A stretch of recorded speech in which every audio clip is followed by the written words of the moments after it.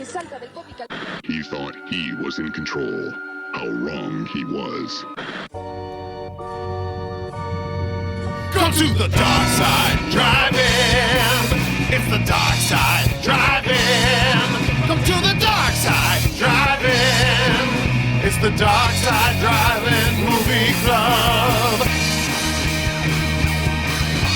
From the deepest corner of the darkest universe, two brave hosts battle through nameless hordes of ghoulish monsters most foul, all to bring you the eternal glory of the Dark Side Drive-In.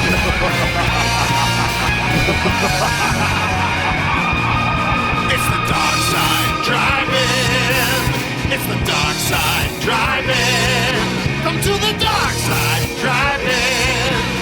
It's the dark side, drive-in movie club. It's the dark side, drive-in. Come to the dark side, drive-in. It's the dark side, drive-in. It's the dark side, drive-in movie club.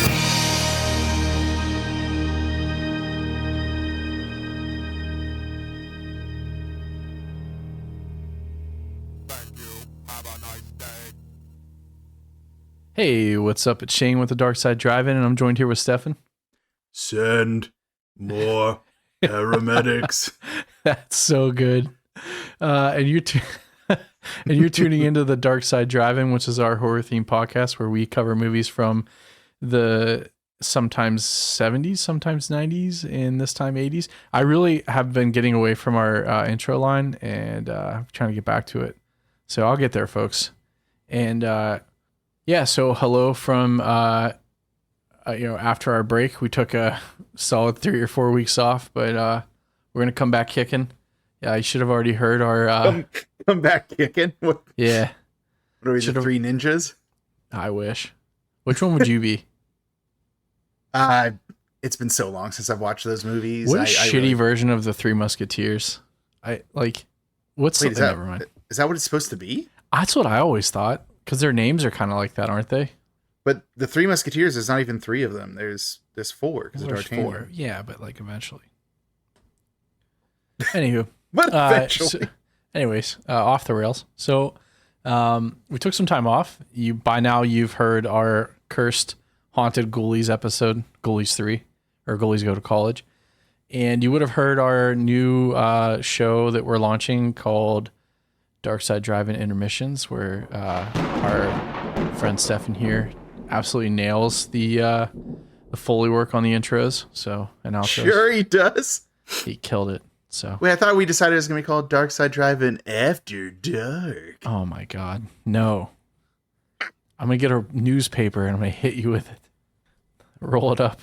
It'll be a huge newspaper considering the many miles between us. I'm just gonna go to your house. I'm gonna write After Dark or After Hours on a piece of paper and rub your nose in it. Like fair enough. Anyways, but yeah, it's been a while, man. I feel like it's been a minute, as the kids say these days. Is that what they say? It actually is, yeah. Hello, fellow children. How do you do, fellow kids? Yeah, that is. How do you do, fellow kids? I always fuck that up. So, but yeah, so today we're covering Return of the Living Dead. It's actually technically The Return of the Living Dead. Oh my god. There's a lawsuit about this, which I was going to ask you about to talk about later, but well, that's not what there was a lawsuit about, but yeah, right. It's the end of the sentence. So, but yeah, if you haven't guessed it, we're talking about The Return of the Living Dead, or putting on airs over here. What have you been up to? What have I been up to? Well, my transmission went out of my car. I had to buy a new car. That was great. Oh no, haunted. Well, okay. So I've talked about this before, and I'll talk about it here on air. Yeah. It's my first ever car with a backup camera, and you know how ghosts sometimes only show up on camera. Yeah. I'm convinced I'm going to see a ghost in my backup camera. And here's the thing: I have a better than average chance of it because I live by a graveyard. And you know that place is lousy with ghosts. It's gotta be, if anywhere is. It's that or like an orphanage. Are you near any crematories? Crematoriums? Crematories? I mean, I'm near 2 funeral homes, so probably. Oh no, dude, you're toast. How about any warehouse storage depots? There is actually there's a firearms wholesale warehouse near me. Perfect storm, man. Oh no! What if it rains? What if it rains Trioxin on me? Yeah. Oh man. Yeah. So this is probably my favorite Return of the Living Dead movie. Just gonna tell you right now. Although I do love Rave to the Grave. Did you ever see Return of the Living Dead Rave to the Grave? No, but I'm going to. All right, picture this. So there's some Trioxin. Well, no, okay. So apparently some like college kids get a hold of Trioxin and they use it as a party drug, which turns people into zombies because that's what it does. So good. Yeah, super good movie. And then obviously part 2 is a classic. Because I think Rave to the Grave is the 6th. So the first ones are just part 2 and then part 3. And then I think it's Necropolis, and then I think it's Rave to the Grave. So 5. So it's number 5. I don't know, I have to check my math on that. Well, so I think I'm just looking at Rave to the Grave. It's this ridiculous looking. I literally can't stop watching the trailer. It might have been a Sci-Fi Channel like original movie. It was that sort of movie. It's so good. Yeah, and Rave to the Grave was our last one, and it was number 5. And it was a sci-fi original movie. Damn, you're checking off all the boxes. Yo, but the third one, Return of the Living Dead 3, I thought this was true and I didn't want to say it. It was directed by Brian Yuzna. Oh, really? Yeah, one of the acolytes of my man Stuart Gordon. Yeah. So, like, that's why I secretly like that one. And it had this weird, like, punk BDSM aesthetic to it. It's, like, really weird. Because, like, basically in the third one, a guy gets in a motorcycle accident and his girlfriend dies, and he gives her Trioxin to bring her to life. But then she starts, like, putting blades into her skin to make herself like, have hand arms. Like, straight up, like, Wolverine stuff. I guess Freddy Krueger, except his was a glove. But yeah, so like that, it's interesting one. And guess what? If you really love Return of the Living Dead like I do, part 2 and part 3 are all on Tubi right now. Return of the Living Dead 3 is probably the movie that sticks with me the most from my childhood, from seeing that cover on the shelf at the movie store. With all that like crazy, like all the blades and stuff. Yeah, and it's like red in the background. I vividly remember this box cover. I think they had a poster of it too. Yeah. Fuck, I miss movie stores. R.I.P. Hey, you know what we can do? We can get some Trioxin and dump them on a movie store, and then we'll come back. But it'll eat brains though. That's the problem. Yeah. What if we host a rave and get this stuff called Z? Yeah, but what should be the end goal of that rave? To the grave. It should be to the grave. Wise from your grave. Wise from your grave. Anyways, everyone who's played Altered Beast just enjoyed that. And for those of you that haven't, why? What are you doing with your lives? In Fallout terms, nobody liked that. Hey, speaking of Fallout, I just finished that. I housed the whole show. I watched it like Katie and I watched it the entire way through. And man, is that show good. It is good. I really like it a lot. Yeah, I know it's not, maybe tangentially involved with some horror elements, but I can't recommend that show enough. It was so good. Even if you don't like the games or haven't played them, like you really don't need to. You could couple quick Google questions, you should be up to par with the story. It's just a retro futurist apocalyptic future. Like just think of it like retro future technology, but then also an apocalypse on top of it. There you go. You figured it out. Right. Well, what I love about the Nolans is they really respect the audience, especially like of their respect their intelligence, because there's a lot of things that they don't even talk about, that you just take for granted. Like if you haven't played the game, you wouldn't even notice it, and you kind of don't question it. You're like, oh yeah, that's just how it is. Like the bottle cap stuff. So I thought that was cool. I think they did a good job. But hey, you know what time it is, right? Is it time for the game? Did you do your apology? Oh, you want me to do my apology? I forgot I was going to do that. Yeah. Okay, so during the game on our last episode, I said that the name of Linnea Quigley's workout thing was Slasher Size. I said Linnea Quigley's Slasher Size. There's a reason I got those mixed up. So it's actually just called Linnea Quigley's Horror Workout. So not a very clever title.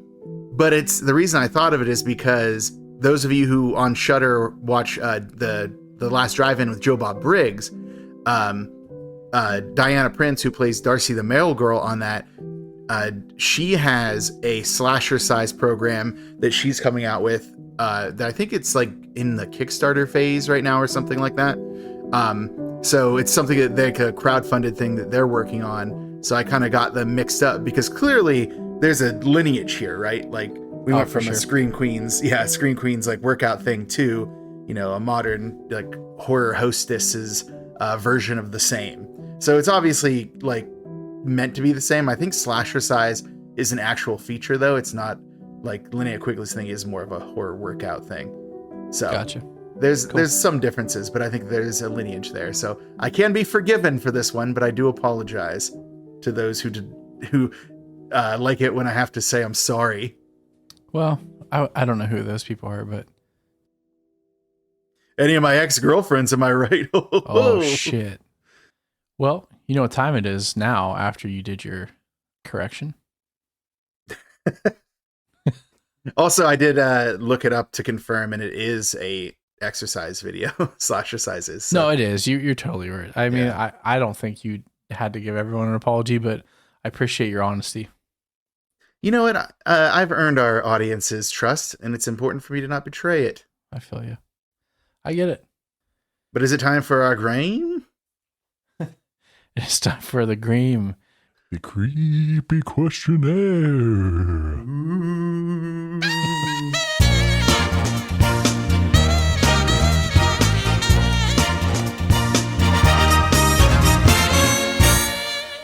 It does feel better now that we have a name, right?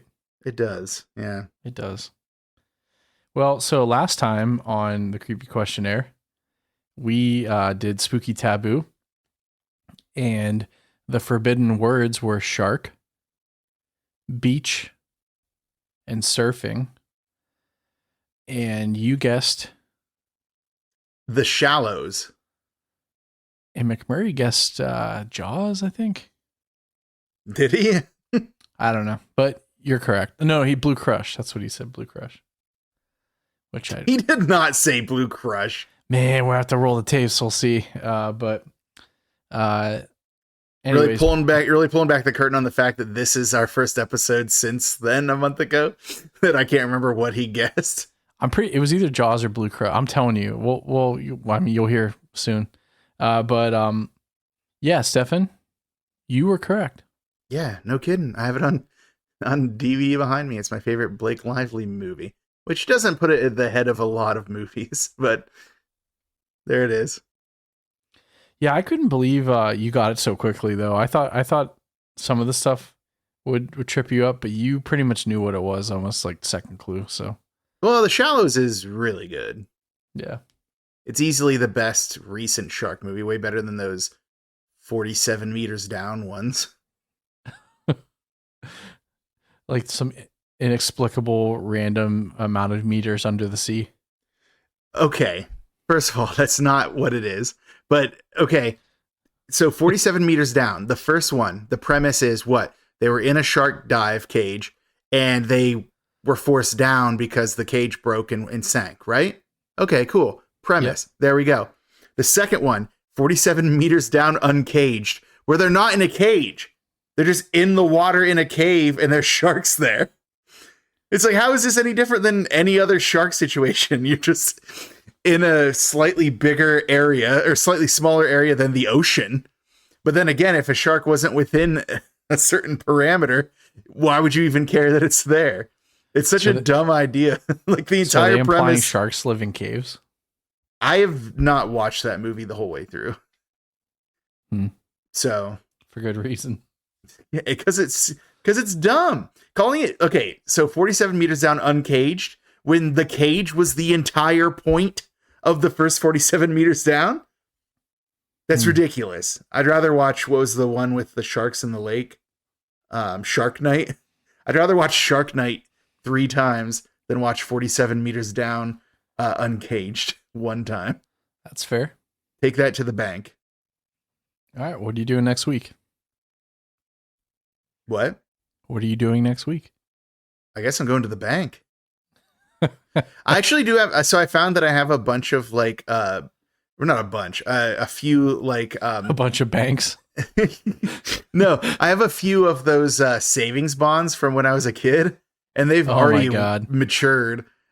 And it's not a lot of money. It's like a couple $100. But it's like, my mom's like, you better find a bank or something to like cash those in. And I was like, why though? It's not really even that much money. But she's like, because it's not going to mature anymore. So why have them? I was like, all right, fair enough. True. Gotta find, don't you take them to a bank? I would assume you take them to the bank. I would. Now I'm going to get robbed. Try to trade them. Put them on Facebook Marketplace. I'm going to get robbed for $200 worth of savings bonds. Put them Someone's going to break into my apartment, kill me, and take like, now I have $200. They're going to track your IP. Almost an entire year of Netflix. You're going to track your Instagram usage and figure out where you live. Oh, God. Well, anyways, this week on the Creepy Questionnaire, we're doing the one that we said we'd never do again, but I think this one's a given, so you should get this. It's where I read the quote, and you have to tell me the movie. So, all right. Are you ready? Well, I was the readiest I've ever been until you said we're doing quotes again. Now, I might not be as ready as I've ever been. Well, if you've ever been ready, this might be the time. So, all right. Beam me up, right. Scotty. Okay. All right. I need quiet, get in character. They're coming to get you, Barbara. Oh, it's Night of the Living Dead. Yeah, it's so poignant. I'm not even going to do like the whole like, oh, what is it? Oh, gee whiz, what is it? Because if you don't know what it is, you should probably, well, let us know, and we'll give you a little list of movies you should start watching. But the question is it the original or the remake? This one's the original, but yeah, that's actually pretty.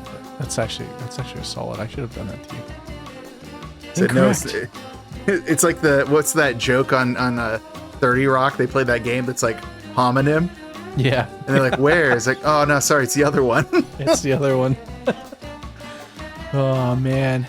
Yeah, so, I think before we get into this, do you think you could get into the lawsuit a little bit, or is that something that we shouldn't talk about? Oh, you mean the whole reason that we have like 2 parallel Dead movie series? Yep. So, all right. By the way, it was Russell Streiner was the name of the actor who played Barbara's brother in that. He was at Steel City Con recently. So, for those of you that don't know, Night of the Living Dead is probably my favorite movie. Like, full stop, like, of all movies. Like, it's easily top 3 for me, but I think it's probably number 1, depending on what mood I'm in, I guess. But so I have a very strong connection to this movie because a lot of the intro scenes are filmed on my family's plot in Evans City. So like when they're getting out of the car and there's like the mausoleum in the background, like pretty sure that was filmed over like where like where my great grandparents are buried and relatives. So pretty cool. As a child, my mom used to scare the shit out of me by telling me that my relatives were going to come back to life because they were in that graveyard if I was misbehaving. So that was solid, but yeah, so that's my connection to the Night of the Living Dead movies. So yeah, that's important. So there you go. In that, and this is just to get weird because when you're buried there, they encase the coffins in concrete. I thought that was just like the practice now for burying people. Well, I think it's more for flooding and stuff, but nope, just keep them in. There though, maybe. So this specific one, yes. Yeah. All right, so basically the story of the parallel of the Deads. So you have the of the Dead that George Romero did. You have your after Night of the Living Dead, he did Dawn of the Dead, Day of the Dead, what was it? Land of the Dead, Diary of the Dead, Survival of the Dead. Mm-hmm. Those latter ones, your results may vary depending. Diary how you was feel good. about them. I actually did like Diary quite a bit. Yeah. And then for John Russo's series, it was of the Living Dead. So he did Return of the Living Dead, and then obviously Return of the Living Dead Part 2, Part 3, Necropolis, and Rave to the Grave. Now, those have gotten away from his original vision. I think that Return of the Living Dead was actually supposed to be based off of a novel that he wrote, but it very much was like punched up, like made into a comedy after that. So it's very much not the vision that he had in mind. But what you're talking about is the lawsuit between the two that resulted in them splitting their two series. Yeah. And I always thought that it was a lawsuit, but some of the stuff I've been reading made it seem like it was more of a mutual split. The lawsuit was actually caused by the studio behind Dawn of the Dead. So they wanted to sue John Russo for Return of the Living Dead. And basically George Romero actually stepped in and said, no, we decided when we split up that I would go this way and he would go this way, and I would be of the dead, he'd be of the living dead. And there was like an actual, like, so there's paperwork to support it. So the studio backed down from the lawsuit. So it seems like the split wasn't as acrimonious as I originally believed it to be. But the reason that, so they worked together because they were both at CMU together, Carnegie Mellon University, right. For those of our listeners who might not be in Pittsburgh and don't know CMU off the top of their head. And it was John Russo who actually came up with the original idea for Night of the Living Dead. And, George Romero loved it, and he brought a lot of his own sensibilities to it. And a lot of the aesthetic, came when, they got other people involved, like Tom Savini and stuff like that. So it really kind of evolved beyond John Russo's original idea, but it really does seem like they all worked together on that. And then it turns out that, like, what was it? Whenever we get into like the cast for this, we have writers like, who was it? What is it? Rudy Ricci, who also was at CMU. And then you have Russell Schreiner, who I just said was, the brother in that, but he's also a co-writer and co-story creator on Return of the Living Dead. And he would go on to continue to work with John Russo over and over again. So it really seems like these guys are kind of like in a circle together where they kind of got to know each other and everything like that. So I'm kind of glad to see that if the information that I found is true, that lawsuit wasn't generated as a split between them, but they'd already come to an agreement before that. So I hope that's true. But I think that it was actually Rudy Ricci who went to CMU originally, and then John Russo was going to WVU, like West Virginia University, but he was friends with Ricci, and then Ricci met George Romero at Carnegie Mellon, and then they all came to know each other through that association, which is interesting because Rudy Ricci doesn't have a lot of other credits beyond, the immediate associations with these two gentlemen. Right. But yeah, so there you go. Like it's really interesting to see that. And like, granted, George Romero and John Russo did not work together again. So I don't know how good their split was, unfortunately.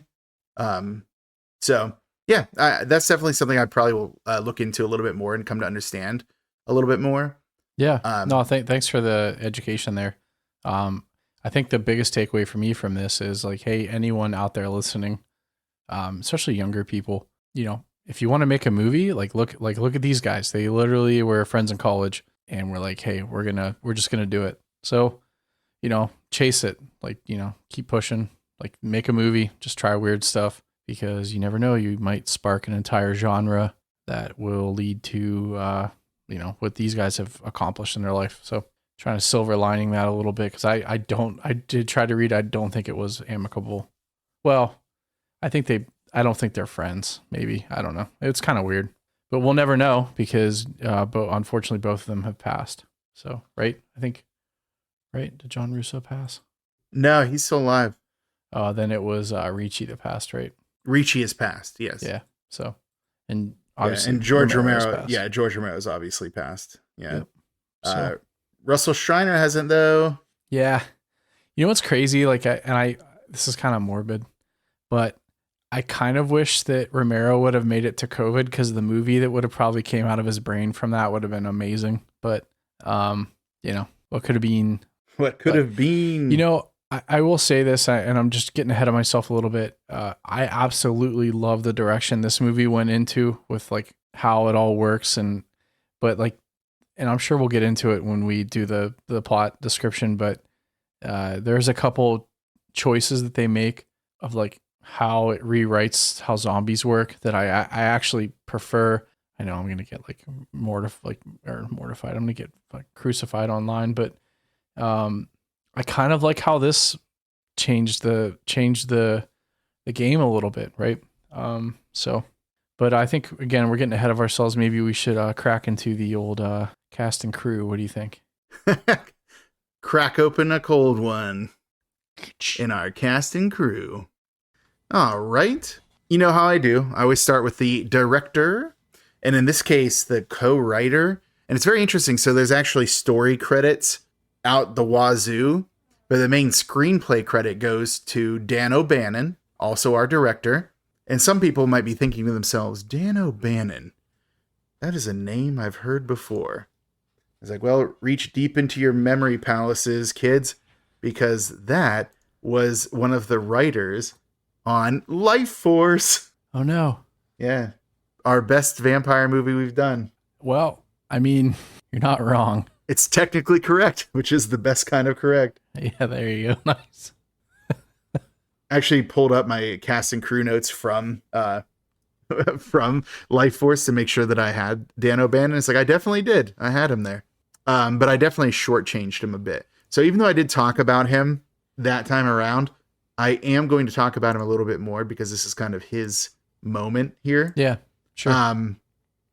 So as a writer, Dark Star, Alien, and then all subsequent Alien content. But I think I downplayed his involvement in Alien last time. He's been credited on all Alien things ever since because of his writing contributions to that. So he literally was one of the people for the original Alien. So ever since he did the screenplay, right? Yes. So he's been credited ever since, like on all Alien content, even the Atari Jaguar Alien versus Predator game. He gets based on characters created by because of the xenomorph. Nice. Yeah. I mean, that's a legacy. Sure even is. if Ridley Scott's trying to shit all over it by making terrible Alien movies ever since Prometheus. I'm sorry. I don't like Prometheus. It's dumb. If it has human DNA, it's a human, Shane. It's not an alien. So whatever. But anyways, other writing credits include Phobia, Dead and Buried, which I know you're excited about, right? I'm so excited. He had a segment in Heavy Metal. He had Blue Thunder, obviously Life Force, Invaders from Mars, Total Recall, and he gets like a legacy credit for the Total Recall remake that no one watched with Colin Farrell, I think was in it. And then he had Screamers and Bleeders. As a director, besides this one, he only had Bloodbath and The Resurrected. And he had an interesting visual effects credit, which was Star Wars Episode 4, A New Hope. Maybe you've heard of it. He also, it's the first of the series of Star Wars content that became television programs about a random guy and his green baby. But then he also has production design and special effects credits on Dark Star. So he's kind of I'll do it all. I have the budget for more. I'll do it. Wow, I'm reading the trivia. So he went to college with John Carpenter. Not surprised, because Dark Star was John Carpenter's movie, wasn't it? Well, that's why they did it together. So that's where they met in college, and that's kind of what spawned Dark Star. I'm just kind of curious about how he got involved with Ridley Scott to get involved in like the Alien franchise. That's very curious. Yeah, I don't know. But not all these guys were like the gods of the industry that they would later become. Right, they started out pretty low key. Story credit, kind of already played by hand here, but we have John Russo, or John A. Russo is how he's always credited because there's other John Russos. Rudy Ricci, and then Russell Schreiner. For Rudy Ricci, he has some acting credits, some directing credits, and then some writing credits. He was an actor in Dawn of the Dead, Night of the Living Dead, director of The Liberation of Cherry Janowski, which was an X-rated sex comedy that almost all these guys were involved in, which is so funny to me. Writer on The Affair, The Devil and Sam Silverstein, and then also Liberation of Cherry Janowski. John A. Russo, tons of novels. He's written tons of novels, including the original Return of the Living Dead novel that was originally what the movie was supposed to be based off of, but tonally they are not the same. So they made a lot of changes.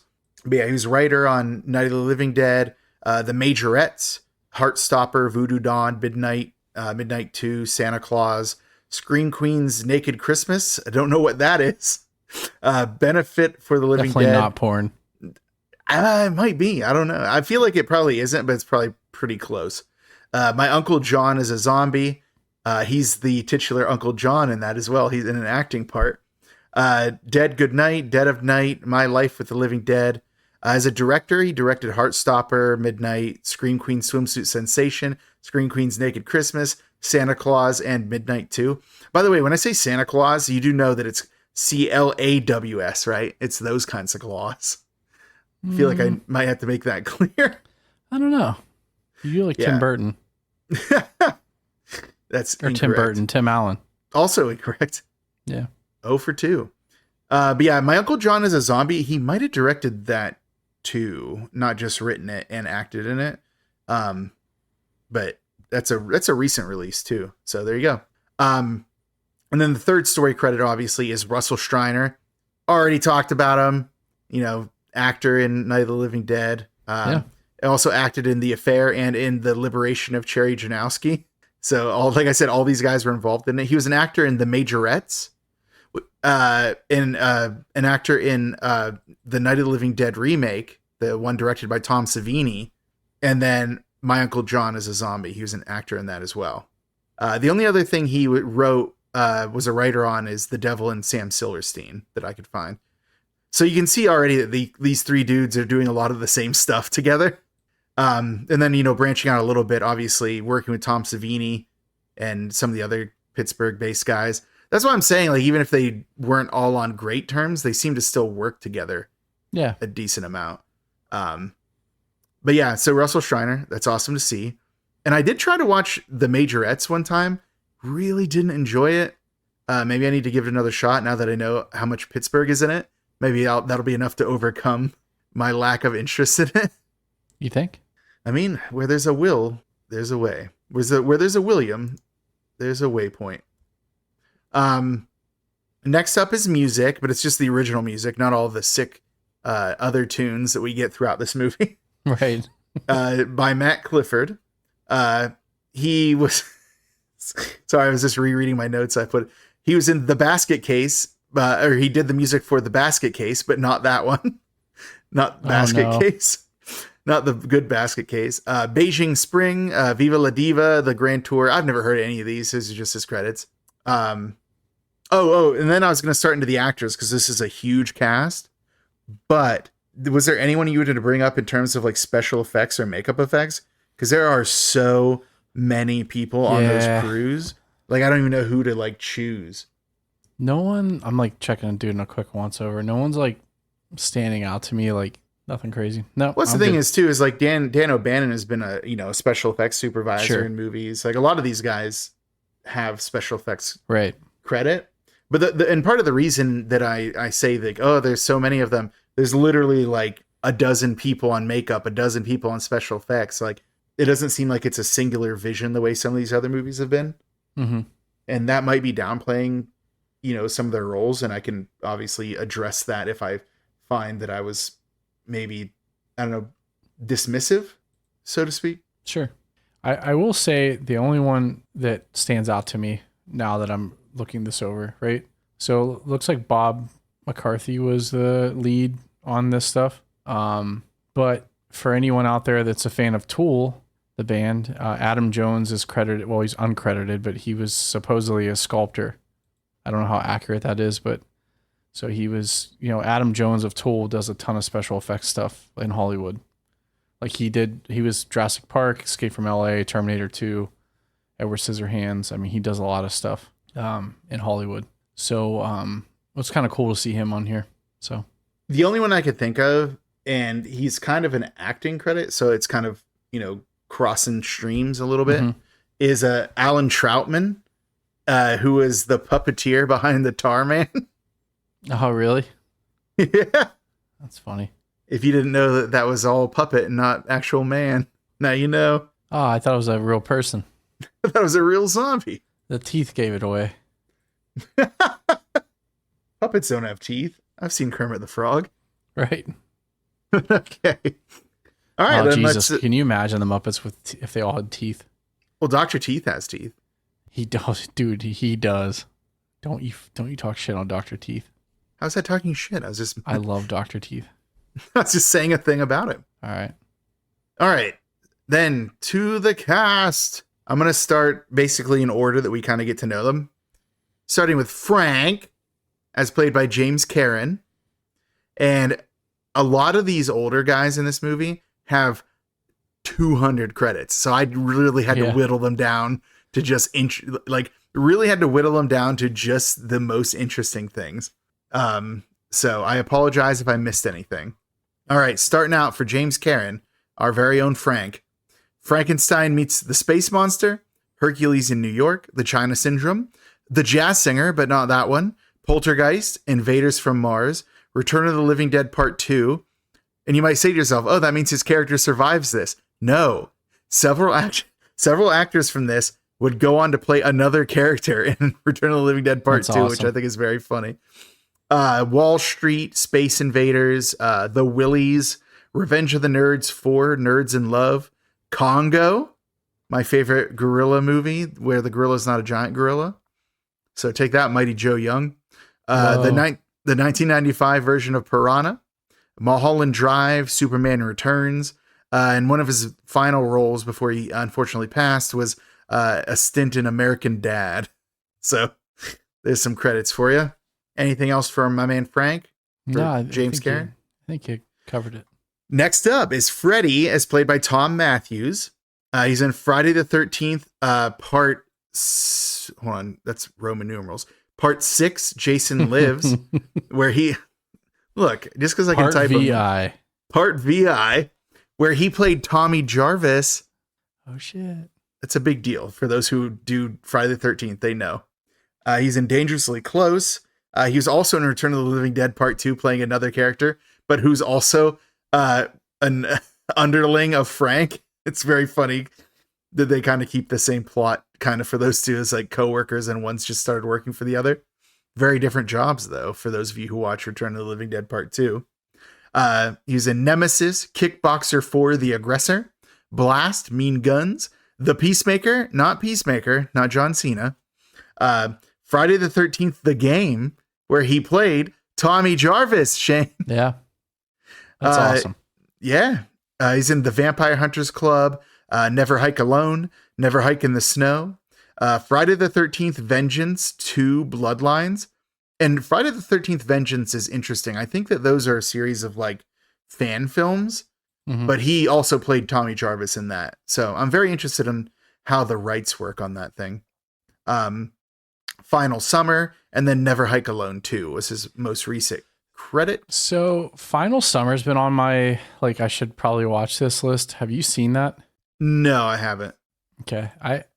So like Never Hike Alone is like a Jason knockoff, right? It's like it's in the Friday the 13th universe, right? Oh, is it? I didn't know that. Yeah, he plays Tommy Jarvis. What? No way. Yeah, so it's Camp Crystal Lake. I don't want to say knockoff. That's not fair. It's not a knockoff, but it is. It's on the Friday the 13th franchise Wikipedia page. It has it on there. So it's canon. So, but if you look at Final Summer, it looks like that was originally going to be written to be that way too. And it looks pretty rad. So, nice. Is it somewhere we can watch it? Plex Pluto. It's on Tubi. Okay, cool. Yeah. Hell yeah, it's got a 3 out of 10. This one's gonna rock. I love it. I always know it's gonna be good when the IMDb is bad. It's like, yes, it's a good one. This is for me. Next up is Bert, as played by Clu Gulager. Pause for applause. He was in A Force of One, The Initiation, Chattanooga Choo Choo, Terror at London Bridge, A Nightmare on Elm Street 2, Freddy's Revenge, Summer Heat, From a Whisper to a Scream, Shane. Ooh. which I bring that up to you because I want to do it on the show. Uninvited. Some people might know Uninvited is the movie where a bunch of people are trapped on a yacht out to sea with a murderous cat, like a lab-grown murder cat. Nice. I'm gonna get you, sucker. The Willies, so another Willies. Puppet Master 5, Jekyll and Hyde. All 3 feasts, or at least the first 3 feasts. I don't know how many feasts there have been, but he's in Feast, Feast 2, Sloppy Seconds, and Feast 3, The Happy Finish. Which, by the way, Feast is like about a desert town under siege by like monsters that eat you. So I don't know why they have such suggestive titles. But there you go. Piranha 3DD, the lesser of the 2 recent Piranha ones. Children of the Corn Runaway. And then a movie that some people might like called Once Upon a Time in Hollywood. And those people would be you? Quentin Tarantino fans. So no. Yeah. Got it. Next up is Ernie, our secret Nazi. Did you catch all the hints that he was a secret Nazi? No. All right. Well, kind of the pistol, I guess. And then, I don't know. We can get into it. Okay. Anyways, that's Don Calfa. He had the Shakespeare, the Steven Spielberg comedy 1941. Comedy is in implied quotes because it's not very funny. Treasure of the Moon Goddess, Weekend at Bernie's, Chopper Chicks in Zombie Town, Necronomicon, Book of the Dead, Progeny, Night Creep, Corpses Are Forever, and then Sharkskin. But unfortunately, Sharkskin is not about a shark. So I was bummed out to find that. So there you go. That's what I had for Don Calfa. I really cut down his stuff. He had a ton of things in there. Yeah, he has a ton of stuff. Yeah. Like, I only have so many hours in the day. I feel you. Don Calfa's ghost is going to come for me now. Some say he already has. I guess he was in Bugsy. People probably would care about that. He's in the Eddie Murphy Dr. Dolittle. Oh, he's in Boy Meets World. That's pleasant. And Murder, She Wrote. But Murder, She Wrote hasn't been the same since I bought that book. All right, next up. Spider, as played by Miguel A. Nunez Jr. Another in the Friday the 13th series. He was in Friday the 13th, A New Beginning. Also in Dangerously Close, which you might remember Dangerously Close as being one that had Tom Matthews, the actor who plays Freddy. Mm-hmm. He's in Action Jackson, Harlem Nights, Shadow Zone, Street Fighter the movie. I was going to say, dude, if you skip that, we're going to have some problems. He played DJ, dude. He's in it. I know. It's so funny that the moment that I read that, I remembered his exact everything about him. It's like, it is him. Carnosaur 2, Leprechaun 4 in Space, Nutty Professor 2, The Clumps, the Scooby-Doo movie, the live action movie, Joanna Man. Nice. Where he played the guy who pretends to be a female basketball player. By the way, I was recently listening to another podcast and they were talking about the year Joanna Man came out. And apparently that's also the year. Hold on, let me double check something. That was what, 2002? Yep. And this guy was in a ton of stuff, by the way. Like a ton of stuff. He always plays like a supporting character. No, he's in all kinds of things. Yes.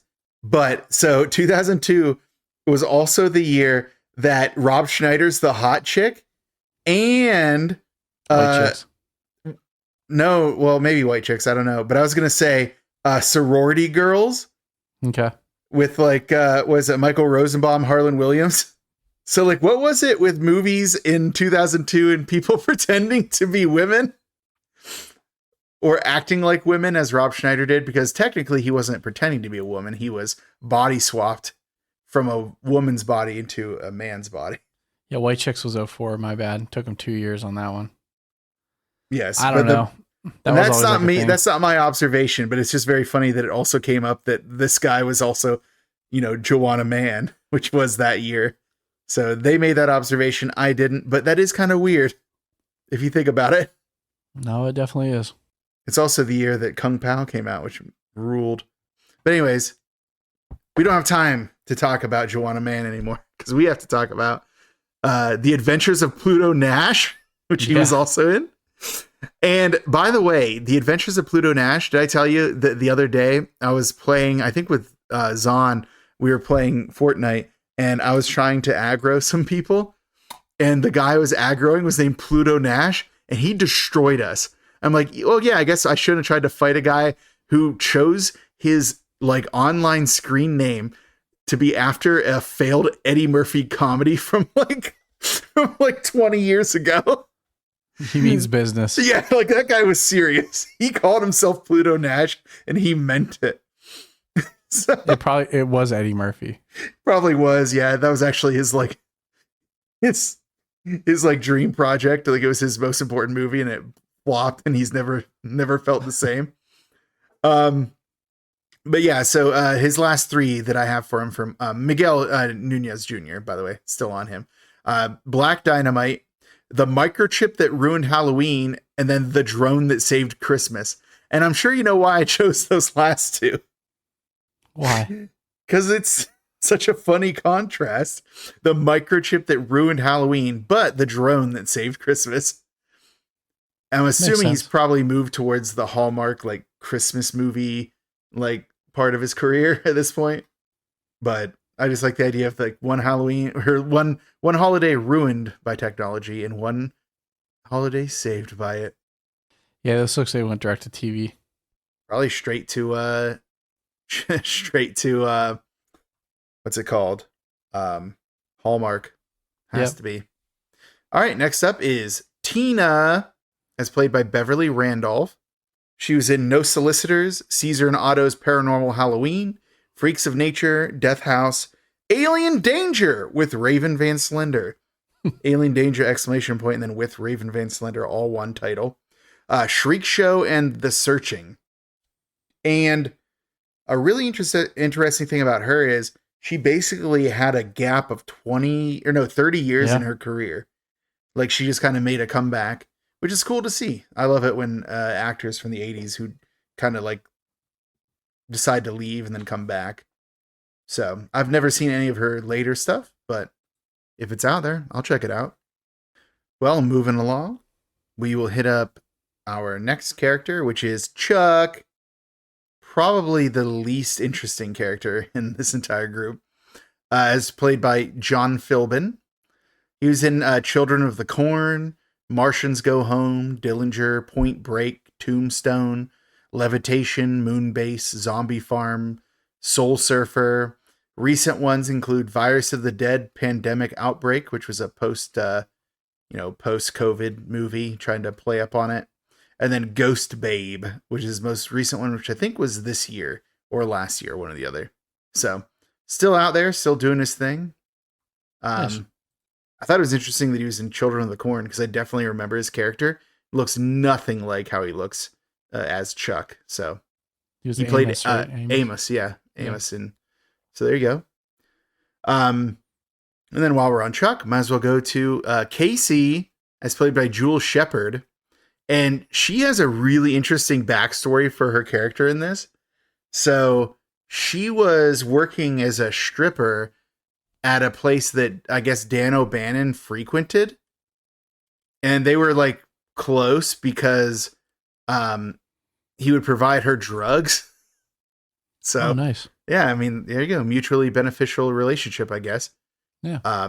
And then whenever her time came to be cast in this, she was originally up for Trash, but she had done a lot of movies where she'd done mostly like nude scenes before and she was kind of done with it. She wanted to be the party girl instead. So that's why like she like got Dan O'Bannon to cast her instead as Casey, the girl who's usually asking about partying throughout this, which is her character trait. So there you go. But she was in Raw Force, The Junk Man, Zapped! ! At the end of Zapped. The Sex and Violence Family Hour, which I think is a funny title. Hollywood Hot Tubs, Party Camp, Hollywood Hot Tubs 2, Educating Crystal. She's the Crystal in that movie, apparently. Mission Kill Fast, Roots of Evil, Caged Heat 2, Stripped of Freedom, Sexercise. Starting to get an idea of the kind of movie she's in, right? Yeah, right. Ministry, Tapes of Wrath, Scanner Cop 2. But then like some time elapsed and she got like smaller roles in like bigger movies. She was in The Artist, the Academy Award winning movie, like the silent film from a few years back. Was that like 10 years ago now? Oh no. What's time even? Was it 2014 when The Artist won? I don't remember. Did you see The Artist? Yeah. Oh, it's 2011. Yeah, my back just started hurting. And then she's had some more recent ones. I think her most recent credit was slasher.com. So it's like the fear.net of low budget movies. Ah, gotcha. So there you go. So yeah, it's like, Casey, Jewel Shepard, she's back. She's in stuff again. So of course, I think we all know who the next one is. It's Trash, as played by Linnea Quigley. Trash. Yeah, we covered her in Night of the Demons, and then I kind of covered her last episode where I had to name as many of her movies in a row as I could, and I didn't do as well as I should have. But You made it the full time, though. that's true, yeah.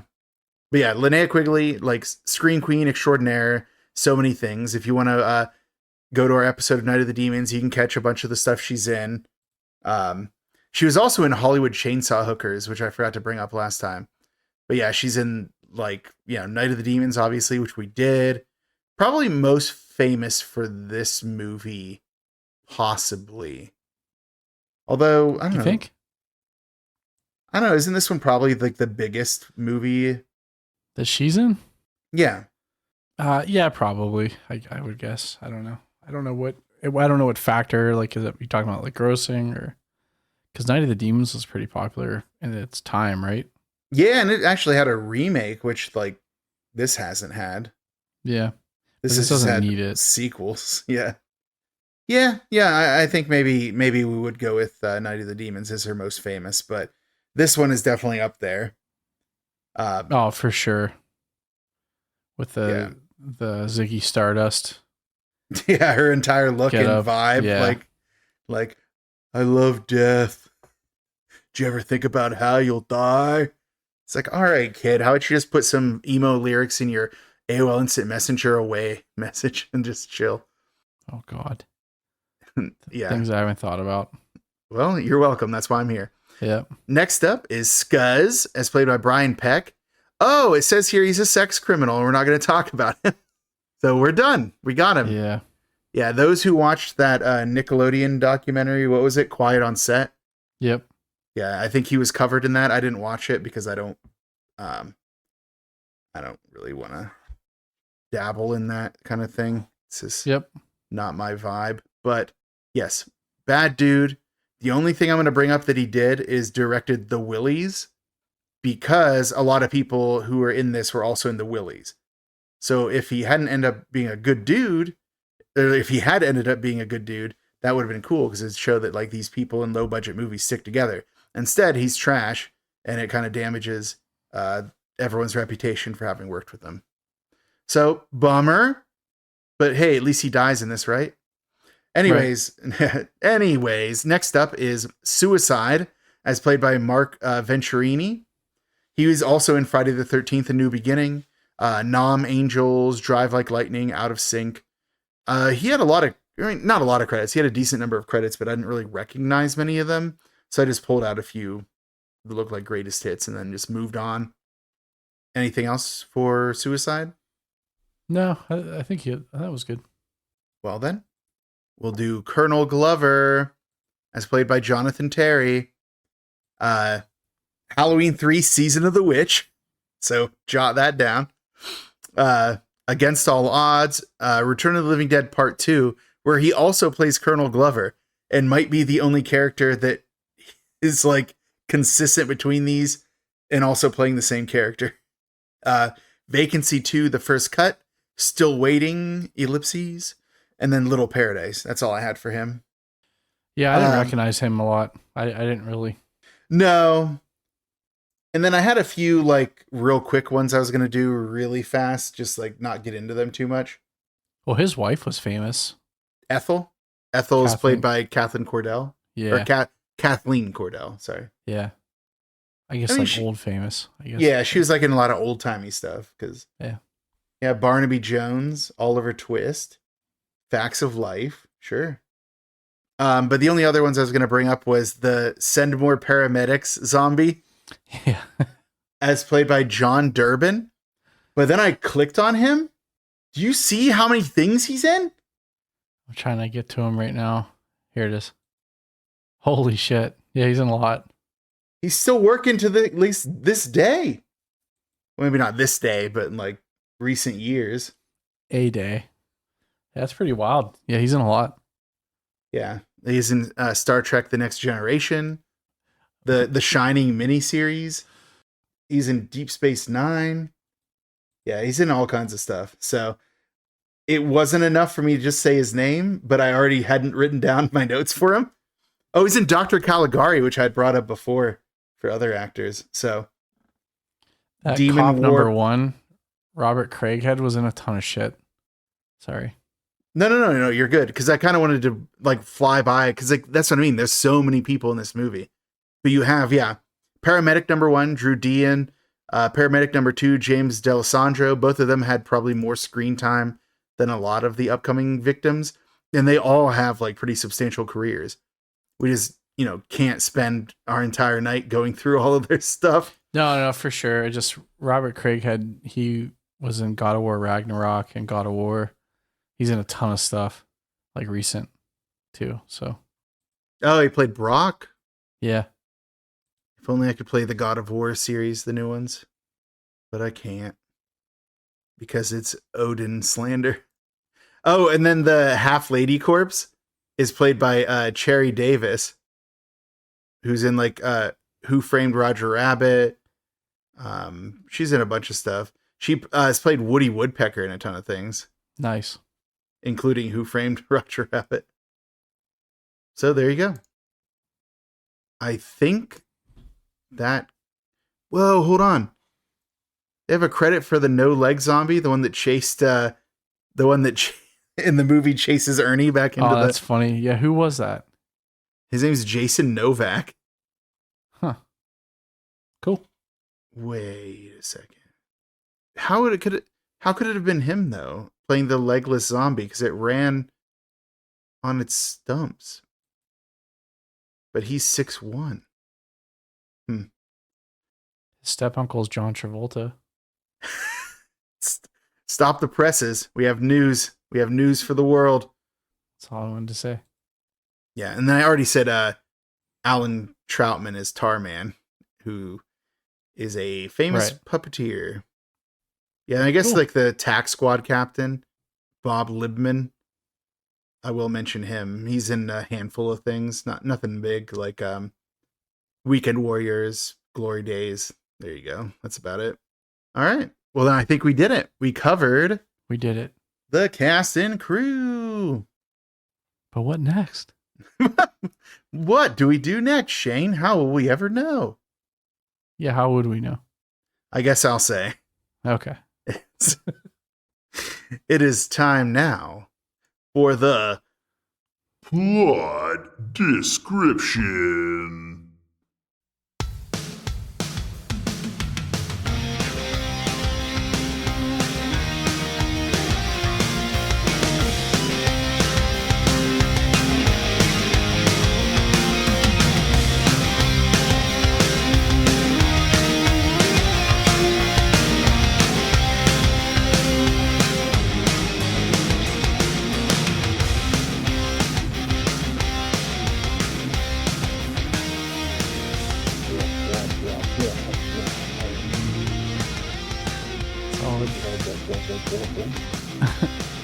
Trying to figure out what music I'm going to do for this one, because like this one was all over the place. Yeah, there's a lot of that like 80s rock and roll music, like Yeah. That ending scene. Yeah. So good. All right. We open on MGM's Leo the Lion doing roars. Excellent start. Then there's probably the funniest message of the opening of a movie ever, where it says, let me see if I get it right. The events portrayed in this film are all true. the names are real names of real people in real organizations. Back when you could get away with that shit. It's funny. I love that. So, we see a medical supply place called You Need a Medical Supply. We get some words on the screen that tell us that it's July 3rd, 1984 at 5:30 p.m. Eastern Daylight Time. Get a parking lot shot as a young man who will later learn is Freddy getting out of his car. He's heading inside. Get a nice wide shot of the medical supply as the boss, or the medical supply, like, I don't know, main warehouse floor. The boss, Bert, is heading out. His underling, Frank, says that he has another hour and he's going to spend the time getting Freddy, or who he refers to as the kid, up to speed. Before leaving, Bert makes a joke that whatever happens, don't name it after me. I don't understand that joke. Someone has to write that down for me. To which Frank says that Bert is a real joker. I am not sure how it was funny, but that's fine. Bert shows Freddy some skeletons, and they have like a weird conversation where, Freddy, or not Bert, Frank shows Freddy some skeletons and is explaining like, they're separated by M and W, man and woman, and then also PT for perfect teeth. And they have like a kind of weird conversation about like how all the skeletons come from India. That was kind of weird how they all have perfect teeth. Yeah, and then Frank is like, but how do they all have perfect teeth? Like how many people do you know with perfect teeth out there? So there you go. What is it? Frank shows Freddy the split dogs, which was gross. But apparently they're vivisected dogs that they use for veterinary school. So like they're literally half dogs. And I put in my notes, hey, at least we fulfilled our dead dog quota for the movie, I guess. Gets better. Yeah, but it won't stay that way. I forgot to mention earlier too, like Frank is showing Freddy, how to, pack a skeleton. Is like, you're gonna make a nice bed for it with packing material and then put it in the box and lay it down nice and easy. I'm like, all right, Frank, just relax, buddy. Skeleton's not a real person. Yeah. After the dead dog thing, Freddy growls like as a joke, and Frank tells him not to joke around because he's learning. But then Frank takes him to the cooler where their fresh cadavers are kept. And I put in my notes, hopefully no event happens that makes these fresh cadavers no longer cadavers. But don't worry, there's just one. And it's on like some kind of weird hook. And Frank tells him they usually have more, but they're expecting a fresh shipment on Monday. Yeah, thank God they only had one. Yes, could have gone poorly. I mean, It still goes pretty bad. But yeah, it very bad, yeah. Could have gone a lot worse. But the thing I thought was actually really funny is I put in my notes, actually, they wouldn't be getting a shipment on Monday because Monday would be the observed holiday for the 4th, which is on Saturday. So they'd be closed on Monday, actually. You don't know how the dead body industry works. Who's going to deliver a dead body on a bank holiday is what I say. And the government. The government. No, I assure you the government would not. They would not do it on that day. That's one of the most not to do it. That's why those barrels are in the basement. It's like, holiday. Well, we don't have any more time for this corpse shenanigans going on between Frank and Freddy, because we have to cut to a surprisingly diverse group of 80s youths who are discussing their desire to party this weekend. And I know what you're thinking to yourself. Did Stefan turn Gamergate and doesn't want to see diverse groups of people hanging out together? No, I didn't. Because the diversity I'm talking about is not racial diversity. It is clique diversity. By my count, we have Tina and Chuck, who seem to be preppy. You have Trash, Spider, and Scuzz, who seem to be punks. And then you have Casey, who seems to be styled more new wave. And you're telling me all these youths are going to hang out together? The youths. And then with possibly the more metal-themed suicide, who we'll find later. Right. I'm just saying, this is a weird cross section of people to hang out together. I agree. But we don't have time to think about it because we discover that they are apparently known delinquents because when they're talking about where they're going to party, they can't go back to the park or the cops will shoot them.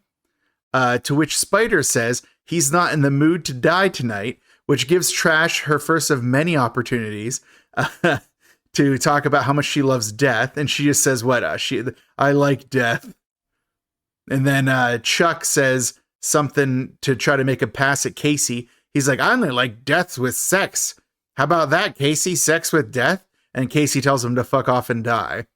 And I'm like, this is a weird exchange. I don't understand that. I understand the part where we get to see that Trash loves death because she's going to basically spend 70% of her dialogue talking about being dead or dying. Yeah. But they decide that Tina is the one who can decide where they should party. And then Tina says, well, I'll have to go meet Freddie after he's done at work. And Casey says that they should all go with her to Freddie's work because Freddie always knows where to party. Which is kind of weird because it seems like Freddie and Suicide seem significantly older than the rest of them. But I don't know what it was like in Louisville, Kentucky in 1985. But we don't have time to think about it because we have to go back to Unita. Back at Unita, Freddie is asking Frank about the weirdest thing he's ever seen on the job. And then, what is it? Frank asks Freddie if he's ever seen Night of the Living Dead. And he explains to Freddie that it was actually based off of a true case. And he says that in 1969 in Pittsburgh at the VA hospital, a chemical spill caused corpses to jump around and move on their own. And the chemical was called 2,4,5 Trioxin. So it was developed by the Darrow Chemical Company, and they said they would sue the, quote, guy who made the movie, so he changed the facts around. That guy who made the movie, of course, being George Romero. And Frank says that all the barrels of the chemicals and the infected bodies were accidentally shipped to Unita Medical Supply instead of the Army, which is how Frank knows all this. So there's a couple things we have to probably talk about here. First of all, Night of the Living Dead took place in 1968, or was filmed in 1968. So there's no way that an event happened in 1969 to inspire it. Right. And the other one is that apparently this entire thing is based off of the Dow Chemical Company who developed Agent Orange. So Darrow is a stand-in for Dow, and Trioxin is a stand-in for Agent Orange. So, in case you weren't worried that there's going to be some, some real meaning behind this, there is some. There's meaning here, Shane. Do you see it? Thank God. Anyways, a phone rings, which alarms Freddie, but it's just Frank's wife calling and asking if he's coming home. And he tells her to keep the pot roast hot, which I don't think is a euphemism. I think she fixed a pot roast. Then Frank asks Freddie if he wants to see the actual barrels of Trioxin in the basement. Famous last words, am I right? They go to head downstairs. We get, Frank say, mind the third step. And I put in my notes, this is Chekhov's step. Because it will come up. Dude, it again. sure is. It's going to come up again. Frank notes that the barrels have been here for 14 years, and the math kind of checks out. We see that they say Department of the Army on them. It's stenciled with an emergency number. Frank Did you call it?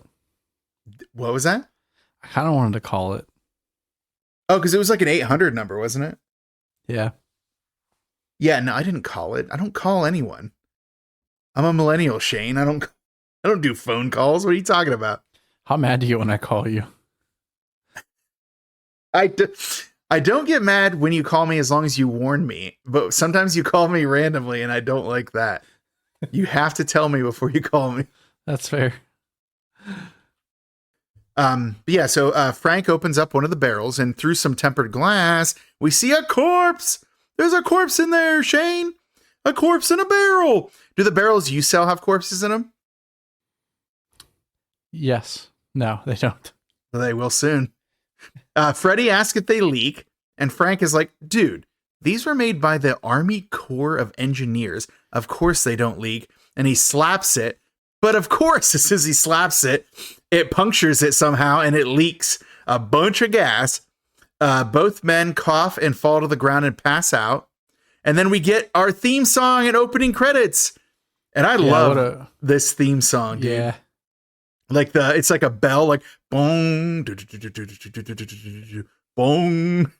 Like so good. That's not how it really goes. Someone who knows music could probably do it better than me. Why don't you do it, Shane? No, I'm good. Okay. So we get that. And then it's like the woo, woo, woo, woo. And then of course, what is it? The, we get the bloody letters of the corpse. Okay. So the bloody letters of the title display as the corpse in the breached barrel, his flesh is like melting off his face. And then it becomes the Tar Man. It sure does. It's the Tar Man. So he like basically gets melted up, but we follow the gas as it goes into the ventilation system and goes throughout the rest of the Unita Medical Supply building, including the cooler where the corpse is hanging. Oh no. Yeah. And then it like, we get like that long zoom shot from the end of like the freezer room as it slowly moves and the credits continue to roll as it moves towards that body. And it's like twitching a little bit. That was such a good shot for like a credit shot. It was so well done. It was so good. Yeah. So, and then we get there and it's finally moving a lot until we get right up to him and then we hit a freeze frame. Smash cut to a nice villa near the ocean. You know it's near the ocean because you can hear the ocean and also hear seagulls. And then we get a little title that says 4 p.m. Pacific Daylight Time. And based off my math, Shane, that's a little bit later, but still the same day. Damn. A car arrives at the gate of the house's grounds, and the gate is flanked by 2 military police guards, so seems pretty serious. Inside the house, you hear some classical music playing, so you know that these are well-to-do folks. The man, that we'll later learn is Colonel Glover, goes into the dining room where his wife Ethel is putting plates out. It's a weird exchange where it seems like their relationship kind of sucks because he says he's having a crap day and asks what's for dinner. And she says it's his favorite, lamb chops. And he says, I had that for lunch, and just leaves. Like, okay, dude, do you think about calling your wife and maybe telling her that you had your favorite for lunch so she could get something else for dinner? I'll tell you what. Put some Trioxin in that bad boy. I mean, maybe. Put her out of her misery, or put him out of his misery. Put all of them out of their misery. I shouldn't say that. They're all actually dead in real life now. Whoa. Hey, I didn't kill him. Time did. Glover moves to his office where it's like a lot of red. Like it's very red in here. It's like, very. You know what I mean? Like everything's like kind of red, but like muted. It's like a red hue. Shades of red. Yeah, 50 Shades of Red. So he hits up a kind of computer terminal in the corner. It's just like a bunch of like glowing buttons and like a big old monitor and like an ancient printer. He picks up a phone and he calls in a status report to say that he's home now for the remainder of the evening. And then he shuts the cabinet and goes back down to the dining room where his wife is lighting some candles. Apparently, still cool to have dinner with him, even though he was an absolute prick to her. But, that's heteronormative relationships. Am I right? Ethel expresses that she's uneasy with all of the equipment he has. But Glover explains that he needs to be reached 24/7 until they find them. And then Ethel says, when will they find them? Which causes Glover to yell at her and say he doesn't know. And they might not ever find them. The them, of course, is the Trioxin barrels. I don't know if you caught that, right. Shane. That's some that's subtext. Thank God you told me. I don't think I would have put that together. Definitely couldn't put together the juxtaposition between the previous scene and this one. But we don't have time for that. We have to cut to a car driving down a kind of dusty, desolate looking road. And I put in my notes, it looks an awful lot like LA, even though it's supposed to be Louisville, Kentucky. And the card does say it's 7:30 p.m. Eastern Daylight Time. The car belongs to Suicide. Fortunately, don't worry, he doesn't live up to his name. He gets He does not. he gets homicided. I guess, sort of. Zombie-sided. So his car is a convertible with the top down and a bunch of spray paint on it because he's like, he's not going to abide by your system. He's going to spray paint his car. Everyone is loaded into it, all the youths. So you have Suicide driving with Tina and Trash in the front seat with him. Everyone else is in the back. You got Scuzz, you got Spider, you got Chuck, and you got Casey, all in the back. And I put in my notes that Scuzz is reading some kind of comic book. Have you ever tried to read a comic book in a car with even windows down? It's almost impossible. That's blowing around all the time. So I refuse to believe he's reading anything. He's just trying to look like he is. Trying to look cool. Yeah. Because nothing makes you look cooler than reading a comic book. Telling you. But yeah, so Suicide expresses anger over the fact that Freddy decided to get a job. And then he also gets upset because he thinks that everyone only comes around him, around Suicide whenever they need a ride, which is a fair thing. Like if they only contact Suicide when they need a ride, because he's the only one who has a car. And Spider says, it's because you're a spooky motherfucker, Suicide, which results in Suicide proving him wrong by letting go of the wheel and turning around to assault him. What is it? Who grabs the wheel? Is it Trash grabs the wheel? No, Tina does. Tina grabs the wheel and manages to keep the car on the road until Suicide is done hitting Spider, I guess. But while she's holding the wheel, they go over a train track right as the gate is coming down, and they have to swerve out of the way of the gate before the oncoming train. So, yeah, definitely should be riding with a guy named Suicide. Youths, am I right? Well, what can I say? Because when I was in high school, I used to drive all my friends around in my Pontiac Sunfire. 1999 vintage. That would have been tight. Tight squeeze. You rode in it, didn't you? Yeah, with all your friends, though? No, not with all of them. We had to... Never mind. Continue. Anyhow, back to this. Sorry, Mom. Back to this. Scuzz suggests... Oh, no, wait, hold on. So the convertible arrives at You Need a Medical Supply. Suicide wants to just go in and get Freddy, but Tina probably correctly suggests that it might freak out Freddy's boss if they just all go in. It's like, yeah, why is there such a diverse group of youths here? The group doesn't know how to proceed because they haven't got enough gas to drive around. Suicide's like, I don't have gas to be driving everywhere. But Suicide says he doesn't want to wait 2 hours for Freddy to get off because obviously Tina says he's off at 10. Scuzz suggests that they go to hang out at the cemetery. And then we see down the road, or no, right next to them. The shot makes it look like it's down the road, but it's literally right next to the car. Yeah, it is right there. There's Resurrection Cemetery. What a name, am I right? So Resurrection Cemetery is literally right next to the medical supply place. And everyone groans at this, but Trash says, let's do that because she loves death, which prompts Suicide to say, okay. So they go to it. And it looks like the cemetery isn't in good shape, which is weird because we will learn later our man Ernie is working the place. The gates and the walls are all spray painted, like the gates and like the walls of the cemetery, all spray painted with graffiti. Tina expresses misgivings about hanging out there. And Casey says she just wants to party because that's her character. And Scuzz says he wants to check out the graveyard because he's never been to one. And Spider is incredulous about this. He's like, you've never been to a funeral. And Scuzz says he's never known anyone who dies. And Suicide grabs a bunch of road flares from his car and then also a crowbar, breaks the chains on the front gate of the cemetery so they can get in. Which again, suggests that this cemetery was like not accessible, even though Ernie is working there. I'm very confused about this. Doesn't matter. We don't have time to think about that.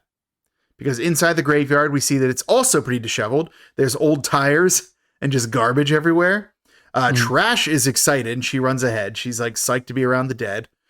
Spider tells Scuzz that it looks like his pad, which Scuzz is displeased with. Chuck turns on the boombox that I forgot to mention he's been carrying this entire time.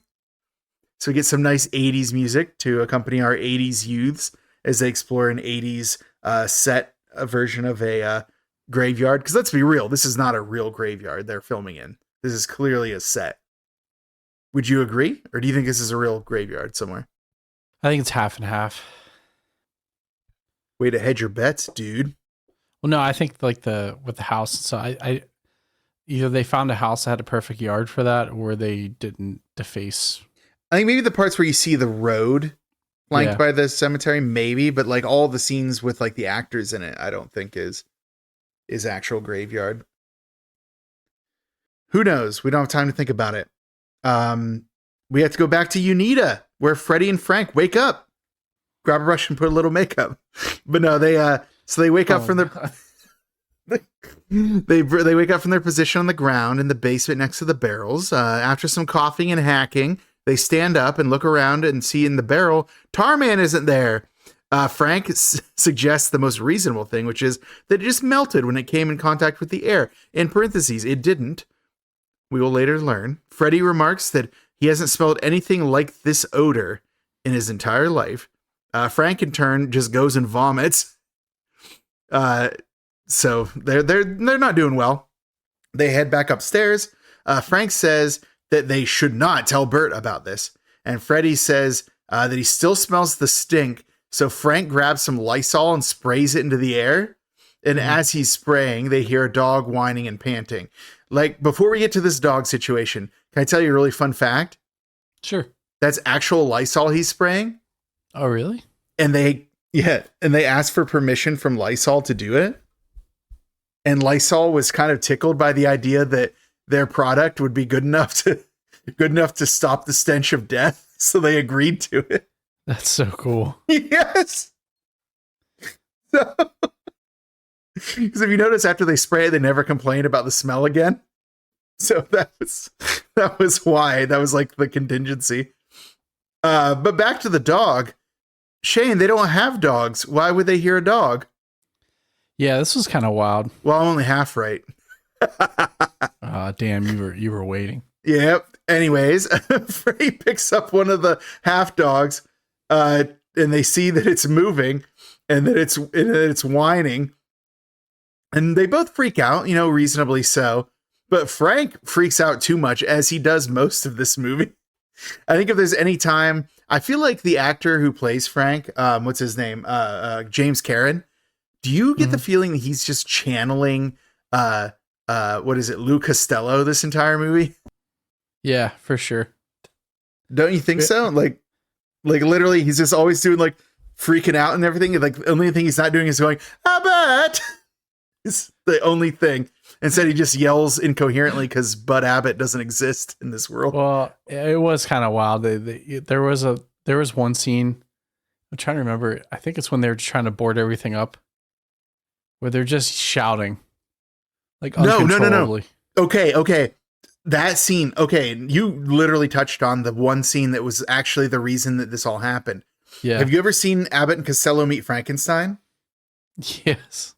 Okay. Remember the scene where they're like trying to like put Dracula in or put like the box that Frankenstein's monster's in, they open it and they're trying to like hammer like the box back down, but like literally Dracula is there to like frighten them. And like Lou Costello is like freaking out. It's literally that. It's Frank is that like if that wasn't their intent, the fact that that's what it made me think of is wild. There's no way that they couldn't have intended that, like the box and the creatures and everything all together. Yes, you pinpointed it. That's the exact moment that made me think of it. And then like, or like whenever Bert gets back there and he's sawing the head off and Frank's just screaming. It's like, hey dude, it's not your head he's cutting off. Oh my God. That's so funny that you pinpointed that exact moment. But yeah, that's literally what I thought of. His entire performance was so like Lou Costello. Frank starts to freak out even more because they start to hear a cadaver from inside the freezer knocking on the door and screaming. So they are like kind of arguing about what to do, like how to deal with this. We get a kind of funny sight gag where a bunch of butterflies that were pinned to like a display board are now moving because they also came back to life. Imagine that if you got turned into a zombie by a butterfly. Oh man, do you think that means that like if those butterflies were to escape and go join other butterflies, could they kill them and make zombie butterflies? So that's kind of that's what I was thinking. Like the implications here are pretty wild. I know. Maybe that's what happened to all the bees. They became zombies. Zombies. No, not zombie. Gah. Why would you bring up zombievers? We watched that in like, what, 2016 or something. I don't even know when we watched that movie. That was so long ago. I'd long forgotten.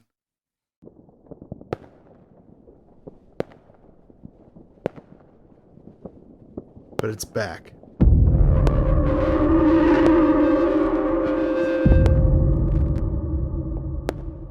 Anyways, Frank is still freaking out quite a bit. Freddy's kind of annoyed with him at this point. Freddy wants to call the cops, but Frank says that they can't because the company's reputation is on the line. And they kind of have like a real back and forth at this point, I think, about it. Or is this where their back and forth is, or is it later? Whenever like Frank says no, and he's like, and you better not argue with me about it if you want to keep this job. And Freddy's like, job? Look, we have a situation. It's very funny. But he brings up the emergency number on the Freddy brings up the emergency number on the barrels, and Frank is like, we cannot involve the army in this. So Frank settles on calling Bert instead, their boss. So there you go. Call the boss when in doubt. No time to think about that. We have to go back to the cemetery where Trash is being really weird and asking some questions that are kind of morbid. She asks if they've ever wondered about the different ways of dying. Like, well, you're supposed to be teenagers, so hopefully not. And she says for her, thinking of the most horrible way to die is that if a bunch of old men would gather around her and start biting her and eating her alive. Hey, Shane, do you think that'll happen?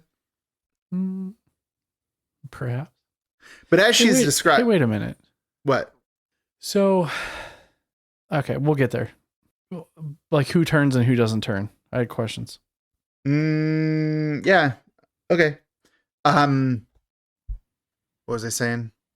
Oh, yeah, but as she's describing this, she seems to be getting increasingly, I don't know what the word would be, excited, and starts like, stripping as she's describing this? Right. So, okay, normal stuff to do in a graveyard. This is apparently not an unusual occurrence, because we hear Chuck say, can we get some light over here? Trash is taking her clothes off again. So Trash runs and jumps on the top of what I had to look up on Google to make sure I got the right term, an altar tomb. So, Chuck cranks the music, and it's not the last time, but it is the first time we hear Make Love Till We Die, which is the song that plays. Right. Yeah, and it's actually kind of a funny scene. So Trash is up on the altar thing, dancing. She's at this point topless, working on being less dressed. And Suicide and Scuzz, both holding road flares, start jumping around the altar while she's doing it. It's just kind of funny, like the way that they dance around, especially for Suicide. That is not his personality. Yeah, because he was like, don't disrespect the dead or whatever. Yeah, except unless the plot needs me to, I guess. And then you get some reactions from people. Spider's like, show it, baby. And then like Casey asking if she's high on anything because she's a party girl. You see, she also wants drugs. But the dance goes on for a while, right? Like longer than you need it to do. But I understand that they had to get young men into the audience. So that's the whole point of this. Yeah. There's also a lot of interesting facts about the nudity in this scene, but I don't have to go into it. But it was very curious to me. Yeah, I've heard. Do you want me to say any of it, or do you want to let people look it up on their own? It's up to you. I mean, dealer's choice. I'd say move on, but it's up to you. It is really interesting because it was similar to the situation that happened in Life Force. Right. But yeah, I don't really want to talk about vaginas for any length of time, so I'm going to move on. There we go. Yeah, so back at UNITA, Bert is giving Frank and Freddy what for because they opened the Trioxin barrel. Frank asks what they're going to do, to which Bert says that he'll be investigated by Darrow Chemical Company, the Army, and possibly lose his business. So, Bert is concerned. But then Bert says that maybe they can dispose of these, destroy the evidence, and then cover it up, which Frank seems to be on board for because he doesn't want to lose his job either. Bert confirms with Frank that the guy in the freezer is in fact a cadaver. I guess Bert was like, but is he really dead or is he not dead? Which Frank does. And then Bert says, he asks them how the zombies were killed in the movie by destroying the brain. So Bert goes off and just grabs a pickaxe and hands it to Frank. And his idea is that Freddy will open the door, the corpse will come out, Frank will brain it with the pickaxe, and then, Bob's your uncle, right? Frank is not pleased with this duty he has and cries a lot about it. Sure does. Like, Bert, this is not your man to put a pickaxe in somebody's head. But yeah, so Bert stands back, reads the combination aloud to Freddy, and then he shouts some encouragement to Frank, who's still crying and moaning about his role. But as soon as the door opens, the zombie beelines it for Bert, yelling brains. Do you think this is because the other two are already infected? So that's what I thought too. Same with the mud. Oh my God. What the hell's the puppet zombie called? Tarman, thanks. Same with him. I feel like that's why they didn't get jumped right away. That's probably true. Yeah. Which brings up an interesting point. If they would have figured that out earlier, they could have went and gotten the cars, but oh yeah, they could have been the ones who would before they were totally dead, knowing they weren't going to be attacked, they could have taken actions to help the rest of the people. Yep.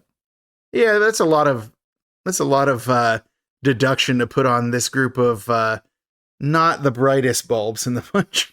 But yeah, so that zombie beelines it for Bert, yells brains, tackles him. But Frank and Freddy manage to pull the zombie off of Bert before he's damaged. They subdue it, and they're holding it on the ground with its arms behind its back. And while they hold it down, Bert hits it in the head with a pickaxe. It doesn't work at all. That thing is still screaming. So Bert goes and gets a bone saw and just starts manually cutting off its head. Frank is losing his shit over this. Yeah, he's just freaking out. Oh no. It's just relax, dude. It's already dead. The head comes... scene, this was another scene too, where the screaming and the just knocking shit over. Yeah, out just starts. Well, this is so whenever the head comes off, the body gets up and just starts wrecking everything, knocking shelves down and stuff. It knocks a shelf down on Freddy and stuff like that. So they all three manage to subdue the body again, and then Frank gets some rope and then they bind it up. And Bert is pissed because because Frank told him if they destroy the brain, it would die. And Frank says, Frank says, it worked in the movie. And then you get the iconic line from Freddy where he says, "You mean the movie lied?" Yeah. Which is one of my favorite lines in this entire movie. So yeah, they, the body and the head are still moving independently, which is kind of a cool effect. You see them both next to each other, but not attached. They try to think of a way to destroy the entire body. Frank suggests acid, which is not the first time they'll suggest acid. And then Bert agrees, but he says that he doesn't have enough acid. And he also names different acids, he had enough of any of them. But he goes up to a side window and he, Frank's what are you doing, Bert? But Bert looks and he says, Ernie Coltenbrunner sometimes works late on Friday nights. And according to Bert, he is the embalmer at the mortuary across the street, which is, I put in my notes, apparently still in business despite the fact that the cemetery seems to be run down. But yeah, so seeing Ernie's light on, Bert tells Frank that Ernie has a crematorium at the mortuary. Frank is satisfied with this as a possible plan, but wonders what they'll tell Ernie and if they can trust him. And Freddy's he rightly says, Freddy rightly asks, how are they going to get the body over there? And then Bert pointedly says, "Bring me the bone saw." It's like, he's going to chop him up. By the way, there's one thing in the background of this scene. There's a lot of things in the background of these scenes that are interesting. In the main office, there's like a vision test, like, you know, in like an eye doctor when you have like just those letters. And if you spell it out, it says Bert is a slave driver. Oh, really? Yeah. That's awesome. Yeah, but in the background of this one, it says specimen worms. I'm like, what are the specimen worms? That's a huge box. They got out. Well, they probably, if they were dead before, they're not now. But, you know, we don't have to watch them disassemble this body. The movie's going to take us to the cemetery where the party is continuing. Tina, who apparently is sort of a prude, is asking Trash why she doesn't put clothes on now that the show is over. You know, Trash kind of like gives her some sass. At some point, Trash says that she's hot, and Chuck says, "Yeah, you're hot," and starts to make a move towards her because I guess Chuck is the hornball boy of the group. But Suicide says, "Scram, wimp," and Chuck immediately bails because he has some sense of self-preservation. And this is kind of a weird scene where Trash just goes up to Suicide and is like clamoring on him and like grinding against him and stuff like that. As he complains the entire time about how no one understands him, about how everyone's afraid of him, even though he busts his ass for them. They always call him spooky, and Trash says she likes it spooky. And what he says, what, they think this outfit is a Halloween costume? It's a way of life. And it's just so funny that he's just like complaining while she's like trying to grind up on him. It's like he cannot catch a hint, or at least that's what you think, until when she says she likes it spooky, and then he pushes her away. It's like, show some respect for the dead. It's like, is Suicide secretly like a decent dude? I guess, yeah, I don't know. It was kind of weird because I feel like they're all over her shit, though. Yeah, that's true. Like, it wasn't an unusual occurrence. Right. Chuck, having been chased off, makes his way over to Casey. But she is clocking from a distance that Freddy is heading towards the mortuary with Frank and Bert, who she doesn't know. Casey asks Chuck if that is Freddy, but Chuck says no. And then Casey said, "How can you even tell?" And Chuck is like, "Well, why would Freddy be going there and through the graveyard in the middle of the night?" It's like, that seems logical, unless he's trying to dispose of reanimated corpse parts. We cut to who we will later learn is Ernie. He's listening to some music on a portable tape player. And do you know that this is the first hint that he's a Nazi, Shane? Okay, what'd I miss? The song he's listening to. Oh, I missed it, yeah. It's a march for the Afrika Korps, the German Afrika Korps from World War II. It's kind of crazy. Yeah. So first hint that Ernie might be a secret Nazi. Ernie's an interesting looking dude. He's over here just like listening to his music, doing some embalming, got a pipe in his mouth. You know, he's just doing his thing. So because of the music, though, he doesn't hear Bert knocking on the door. So Bert opens the door and walks in and says, "What do you say, Ernie?" Trying to get his attention. Ernie doesn't hear him, but that's very funny. So Bert like taps him on the shoulder. Ernie just like takes out a Luger, like ready to start blasting. But then he puts it away and offers Bert some coffee instead. He's like 180 there. He's like, "Oh, sorry, Bert, my friend, I will offer you coffee." But the Luger is the other hint, because Lugers are famously used by German people. But yeah, so asking what Ernie's doing, probably to make small talk, but that's the tactic Bert takes, is to ask Ernie what he's doing. And let's just get this out of the way. Bert and Ernie, I get it. I know Sesame Street. I've watched it. It was not on purpose. You don't think? It wasn't. According to Dan O'Bannon, it wasn't on purpose. But here's the thing. I'm going to be saying Ernie and Bert and Ernie throughout the rest of the description of this movie, basically. So just get it out of your system if you need to make a joke about it. No, I was going to let it go because I was like, there's no way that they like... It wasn't. Apparently It wasn't on purpose, but it is there. Like, we all know it.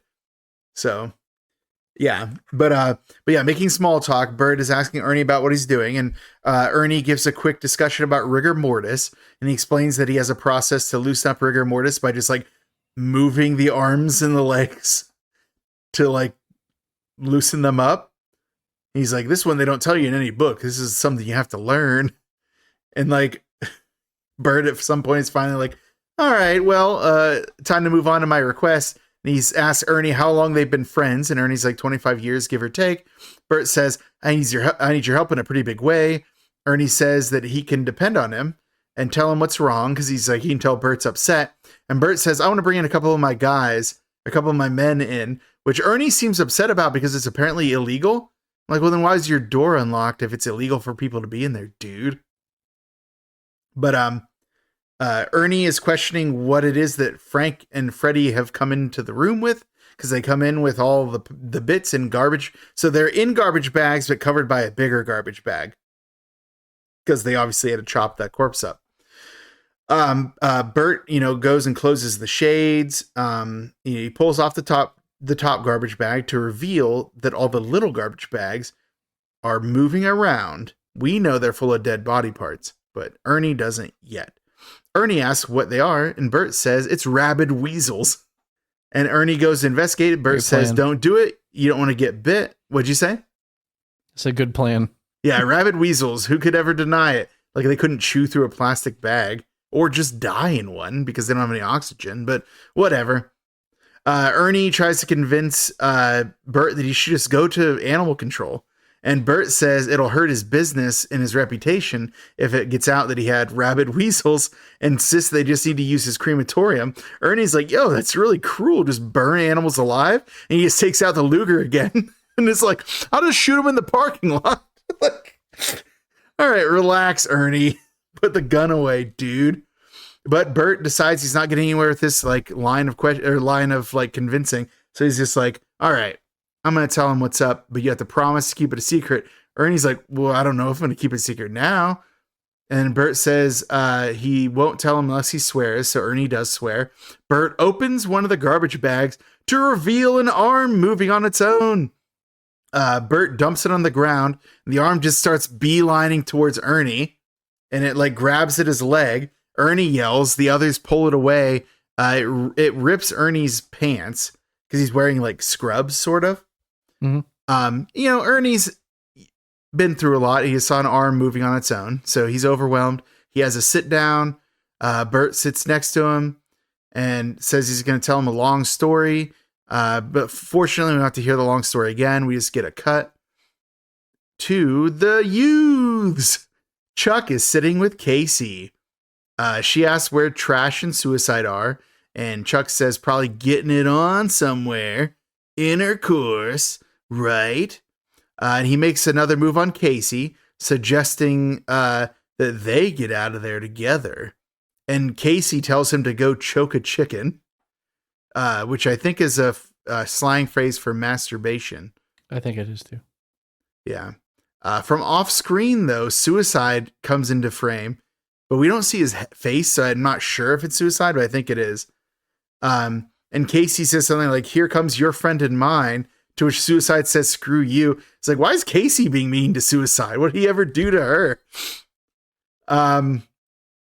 Tina realizes her watch has stopped and asks Spider what time it is. Spider, who apparently was slapping gravestones with a stick, is what I think he was doing right there. He comes out, takes out his pocket watch, and hits it a few times with the stick and says it's going on 10.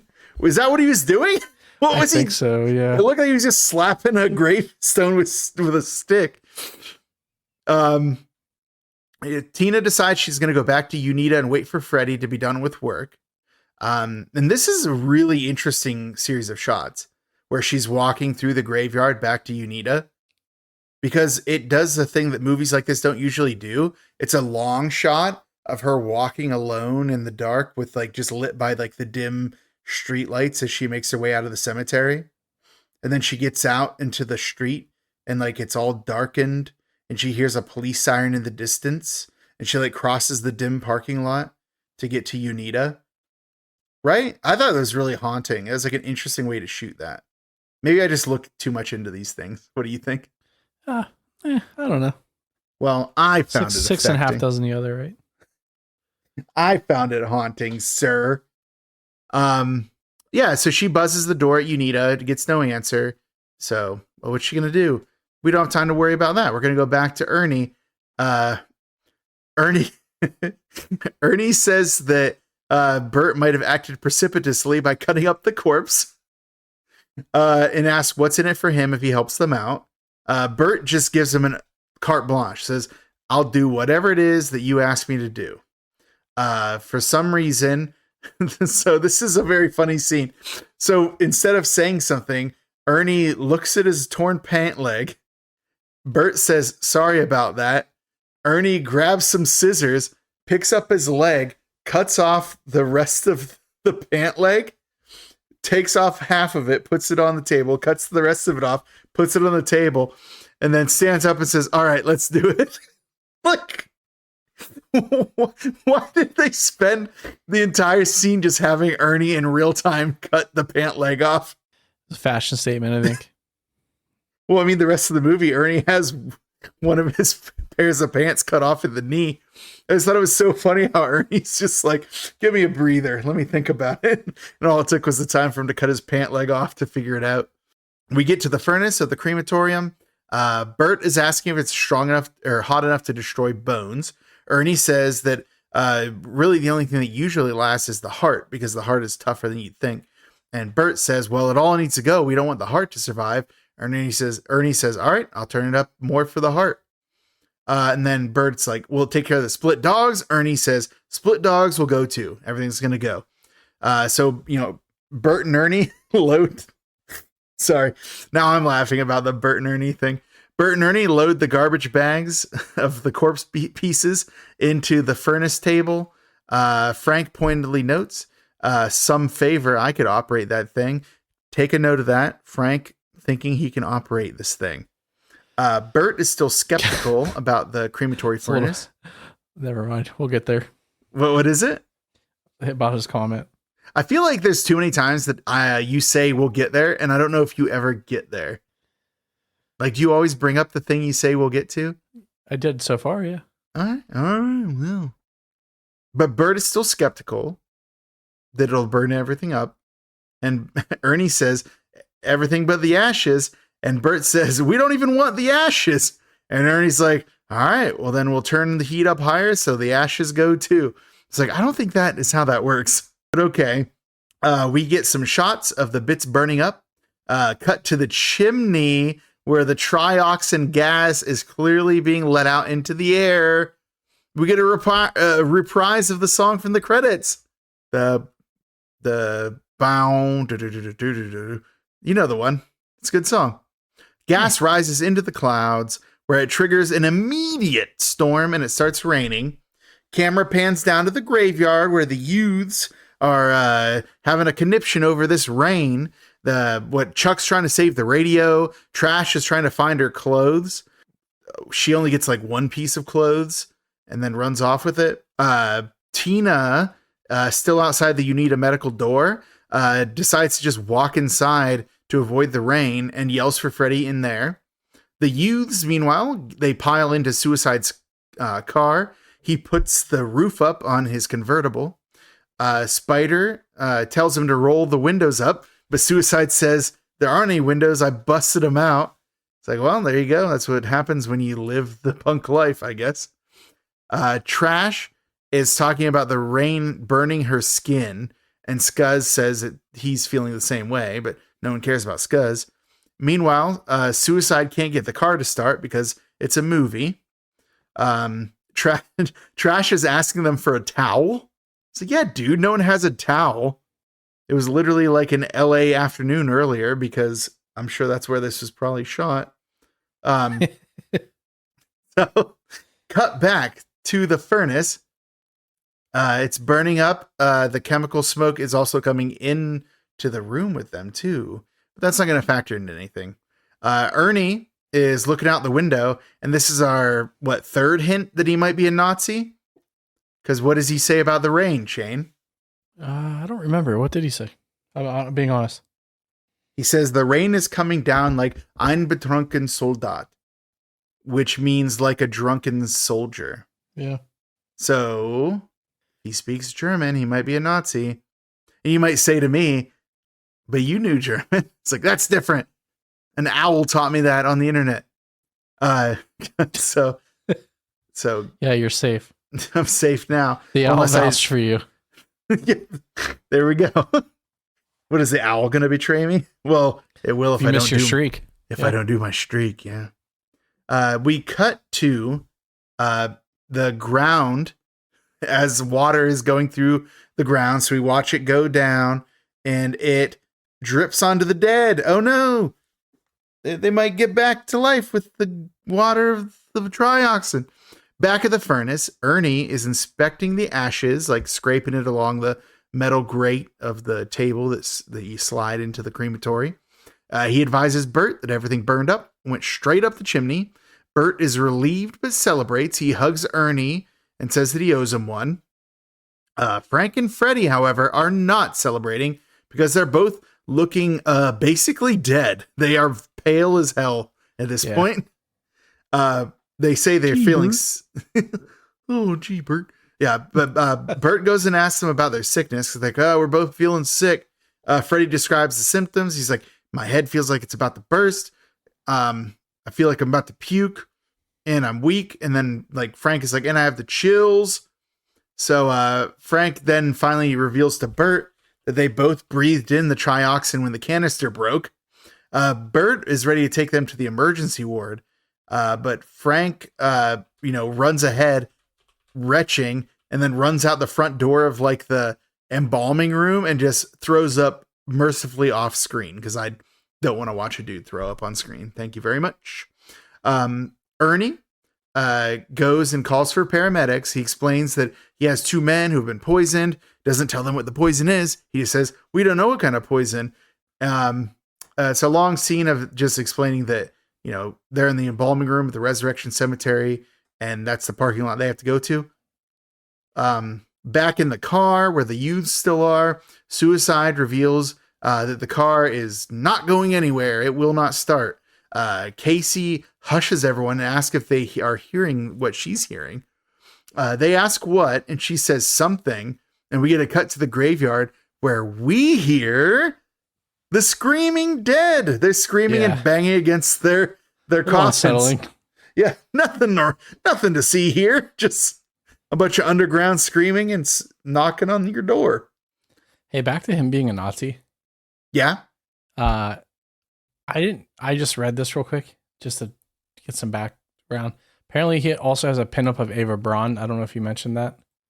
I read that, but I didn't see it myself. I didn't either. So it might have been like blink if you miss it kind of thing. Yeah, sure. But no, I saw that there's a pinup of Ava Braun in the background somewhere and also a picture of Hitler somewhere. But I didn't peep either of those, so I didn't want to bring them up. I'm just bringing up the ones I noticed. So yeah, Nazis. Where are we at? Oh, we get a little preview of zombies fighting their way up from the grave. We see in the dirt that they're like digging through.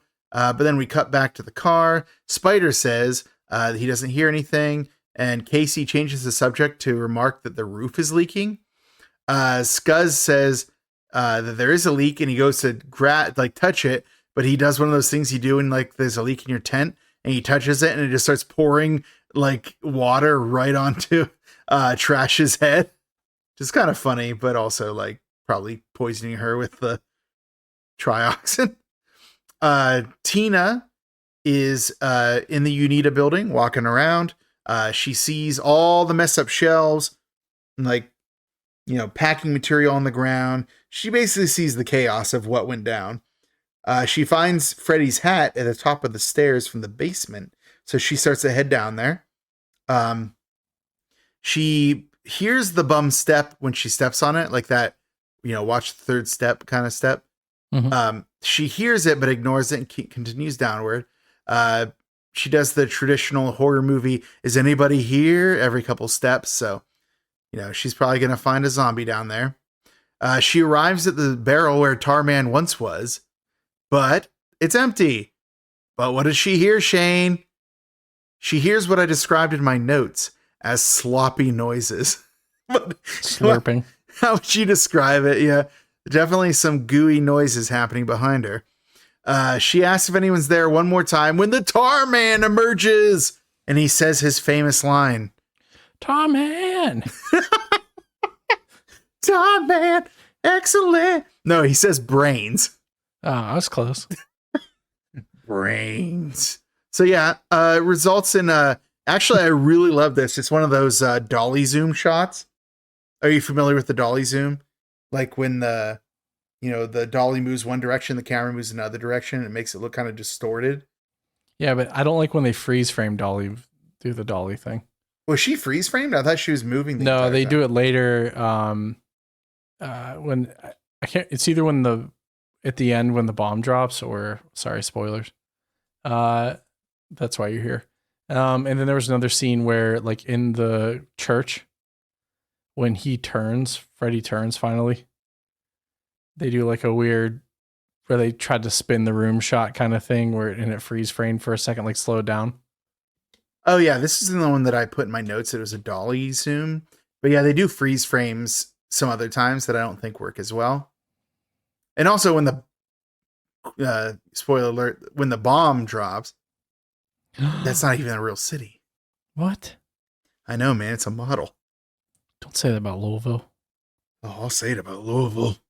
But we don't have time to worry about that because after the dolly zoom, Tina runs up the stairs. But this time when she hits the bum step, it breaks and she falls through. And she's like hanging as the Tar Man is getting to her. It's so scary. And by the way, in real life, apparently that step broke and the actress actually fell. It did look like that. Yeah. So in real life, not the hanging part happened, but the part where she actually fell and hit the ground later was real. That was her falling. Damn. Yeah. I was like, that actually looked like she fell through those stairs. Yeah, they did it to her. That's messed up. How dare they? Yeah. But we got to go back to the car. Chuck says that they should all abandon the car and go to where Tina and Freddy are. And Suicide and Spider agree, so everyone exits the vehicle. It's really hard to say with a straight face names like Suicide, Spider, Trash, but here we are, Scuzz. So they all get out of the vehicle and start booking it towards the Unita building. Back to Tina. The Tar Man is coming up the steps behind her, where she's still hanging. He's very excited for Live Brain, because he says it many times. Mm-hmm. Live Brain. Tina falls down, and then, Tar Man turns around, starts coming down to her. She runs and locks herself in like a big metal cabinet of some kind, like extremely big metal cabinet, maybe a locker, like a big locker of some kind. Yeah. She tries to lock it by putting a pipe in the handles to keep it from breaking, which does work, but Tar Man is no dummy. He goes to a nearby, winch chain and wraps the chain around the outside handles and goes to start prying this door open. This is where I'm like, how smart are these things? Well, they're just as smart as we are. They're just we'll get into it later, but that's what I like about this movie, because then it sets up the stage for these things. And even Ernie does a thing where he's like, well, they're only as strong as we are. They're like not that. stronger than we are. Yeah, they're just as strong as we are. Yeah, they're just invincible. Yeah, yeah. Because Ernie said that already, right? Earlier, that was like when they were back in the Unita building. Sorry, I should have brought that up, but the other youths arrive with Trash noting that her skin is really burning because of the trioxin. Tina is sobbing downstairs as the Tar Man is pulling that crank to try to open the chain. Like the chain gets taut. He's like pulling the handles on that locker. He's going to town. Also, Tina's sob is the fakest sounding sob. I'm sorry. It's so fake. She wasn't that sad. She does it then and she does it later whenever Freddy's dying. It's like, okay, do some ADR on this to make a better sob. But now that the youths are inside, Suicide yells for Tina, and she shouts for them to come help her. She's like, oh, thank God, and yells for them.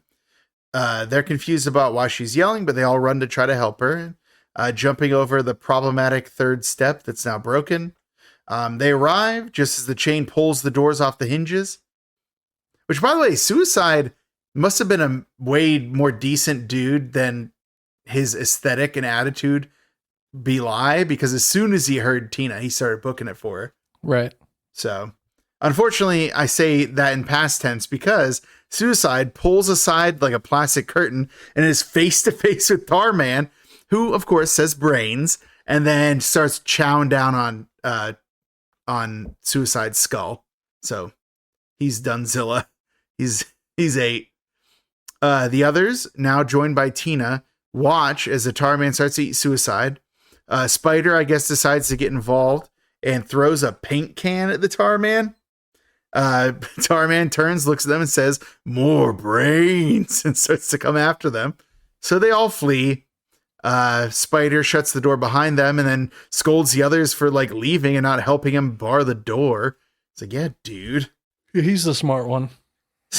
Spider might be my favorite character in this because he's almost always correct. He just sometimes goes with other people who have worse plans, but he's usually correct. He's also very aggressive. He is, yeah. He yells like at later Bert on. a He's lot. like, "I'll drive." He's like, "I'll drive." He's like, "No, I'll drive." He's like, "Fuck you." Yeah, he's like really mad, but he's also smart. He knows what's up. Like, I think that out of the two people at the end who are the smartest people, it's probably Bert and Spider. And for my money, I'd be hanging out with Spider for the end. Not Ernie. Well, I mean, I guess you'd count on Ernie to blow my brains out at the end. Yeah, I was gonna say, do you want to cuddle with Ernie in an attic? Yeah, just me and Ernie just chilling. Jesus, that got dark quick. It did. Where are we at? We're at outside in the rain. An ambulance arrives at the parking lot of the embalming room at the mortuary. The paramedics ask who took the poison, and I put in my notes, obviously the two really pale dudes. Come on. It was Tina. It was clearly Tina, who's not even there right now, but yeah. The one asked Freddy to stick out his tongue, and he does, and it's like bright orange. Like, is that what happens when you're dead? I don't know. I'll have to take some notes. The paramedics are asking questions about the poison, and Bert's being really dodgy about it. The one paramedic is losing his patience. He's like, if your friends' lives might depend on knowing what this poison is, dude. And Bert's like, well, I can make some calls in the morning. It's like, Bert, do you not know how poison works?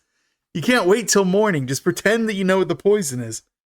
The paramedics are like, whatever, can't deal with this, dude. Let's take some vital signs.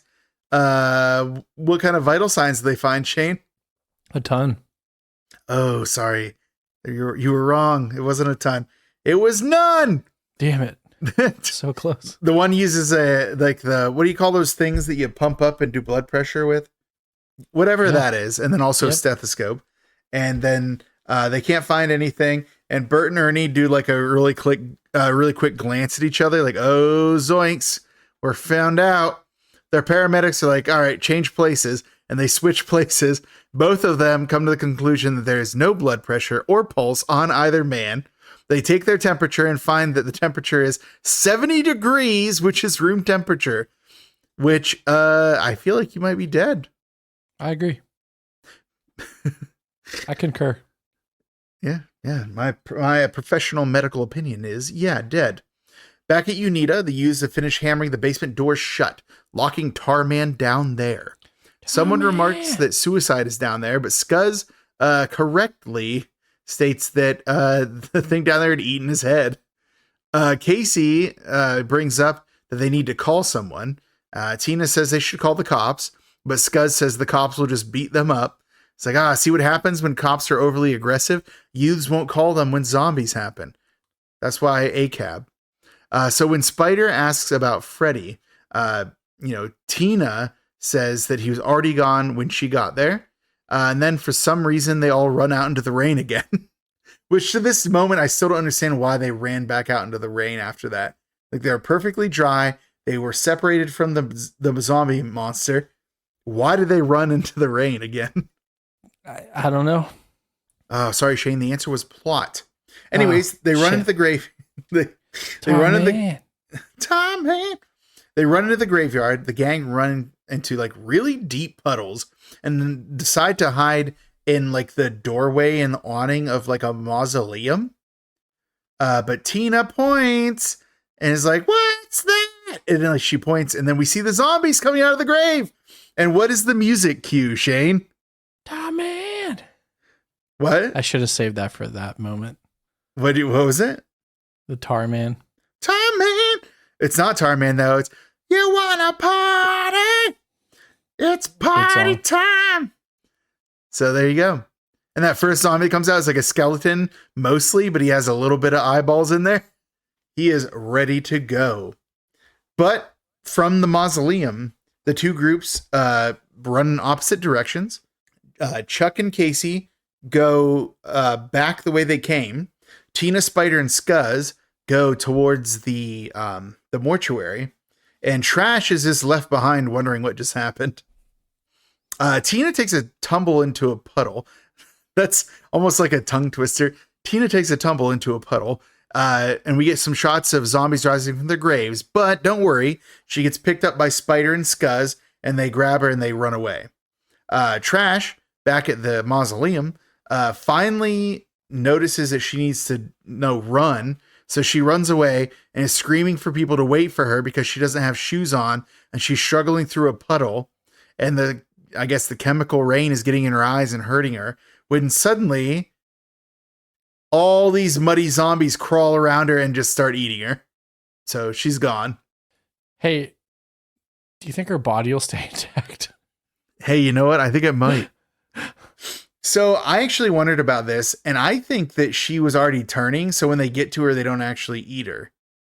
I don't know. She's the only one that turns after being killed. Well, she's the only one who's... She's also the only one that's naked, so... Well, that's true. But she's also the only one that got, like, full body exposure to the rain. Yeah, I mean, like, water soaks in your clothes. I don't know. I think they all had equal amounts of exposure. Well, okay, let's put it this way. She probably turned. They're probably all going to turn eventually. Oh, yeah, probably. Yeah. Which is why the government knew. The government did the right thing, says Shane. Yeah, so anyways, back at the mortuary, the paramedics are explaining to Frank and Freddy that they're basically not technically alive. But since they are conscious, they don't know what it means. They're like, well, and you have no life signs, but you're talking to us. As they're explaining, there's a sudden knocking at the mortuary door. Ernie runs over with his Luger. Luger out, baby. It's the group of youths at the door that ran in the direction opposite of Unita. So it's Spider, Scuzz, and Tina. Ernie's pointing a gun at them, asking if they're crazy or if they're on PCP, but he does let them in, at which point Spider explains they need to lock all the doors, bar all the windows. Ernie's like, why? And Scuzz tells him to listen, and as he does, he hears the screams of the dead, which is incredibly off-putting and a thing exclusive to this movie, I feel like. I love that. It's such a good idea. Because, like, why wouldn't they talk or try to do something? No, it's true. Especially in like the era of like George Romero or Walking Dead. Well, Walking Dead ones even more so. They just kind of like hiss and make weird unhuman noises. But the idea that they still make human noises, like recognizably ones, is a big thing. Yeah. And I'm kind of bummed out because as much as I love part 2 of Return of the Living Dead, you don't get that same level of like them just screaming because they're in pain for being dead, which is kind of a bummer. Yeah. But yeah, so Ernie does let them in, I said that. When asking who they are, Spider says it's dead people, and Tina explains that the dead are coming out of the ground. And Ernie seems on board, probably because he's a Nazi and he believes this is his punishment from the divine. Outside, Chuck and Casey, both of them are booking it down the road towards Unita with zombies in hot pursuit down the road behind them, which is, by the way, they are booking it. And this is probably one of the first examples of running zombies, I'm guessing. because they're running down the road after them. I also like that. You like running zombies? I do. I'm not a fan. I think in this context, so it works.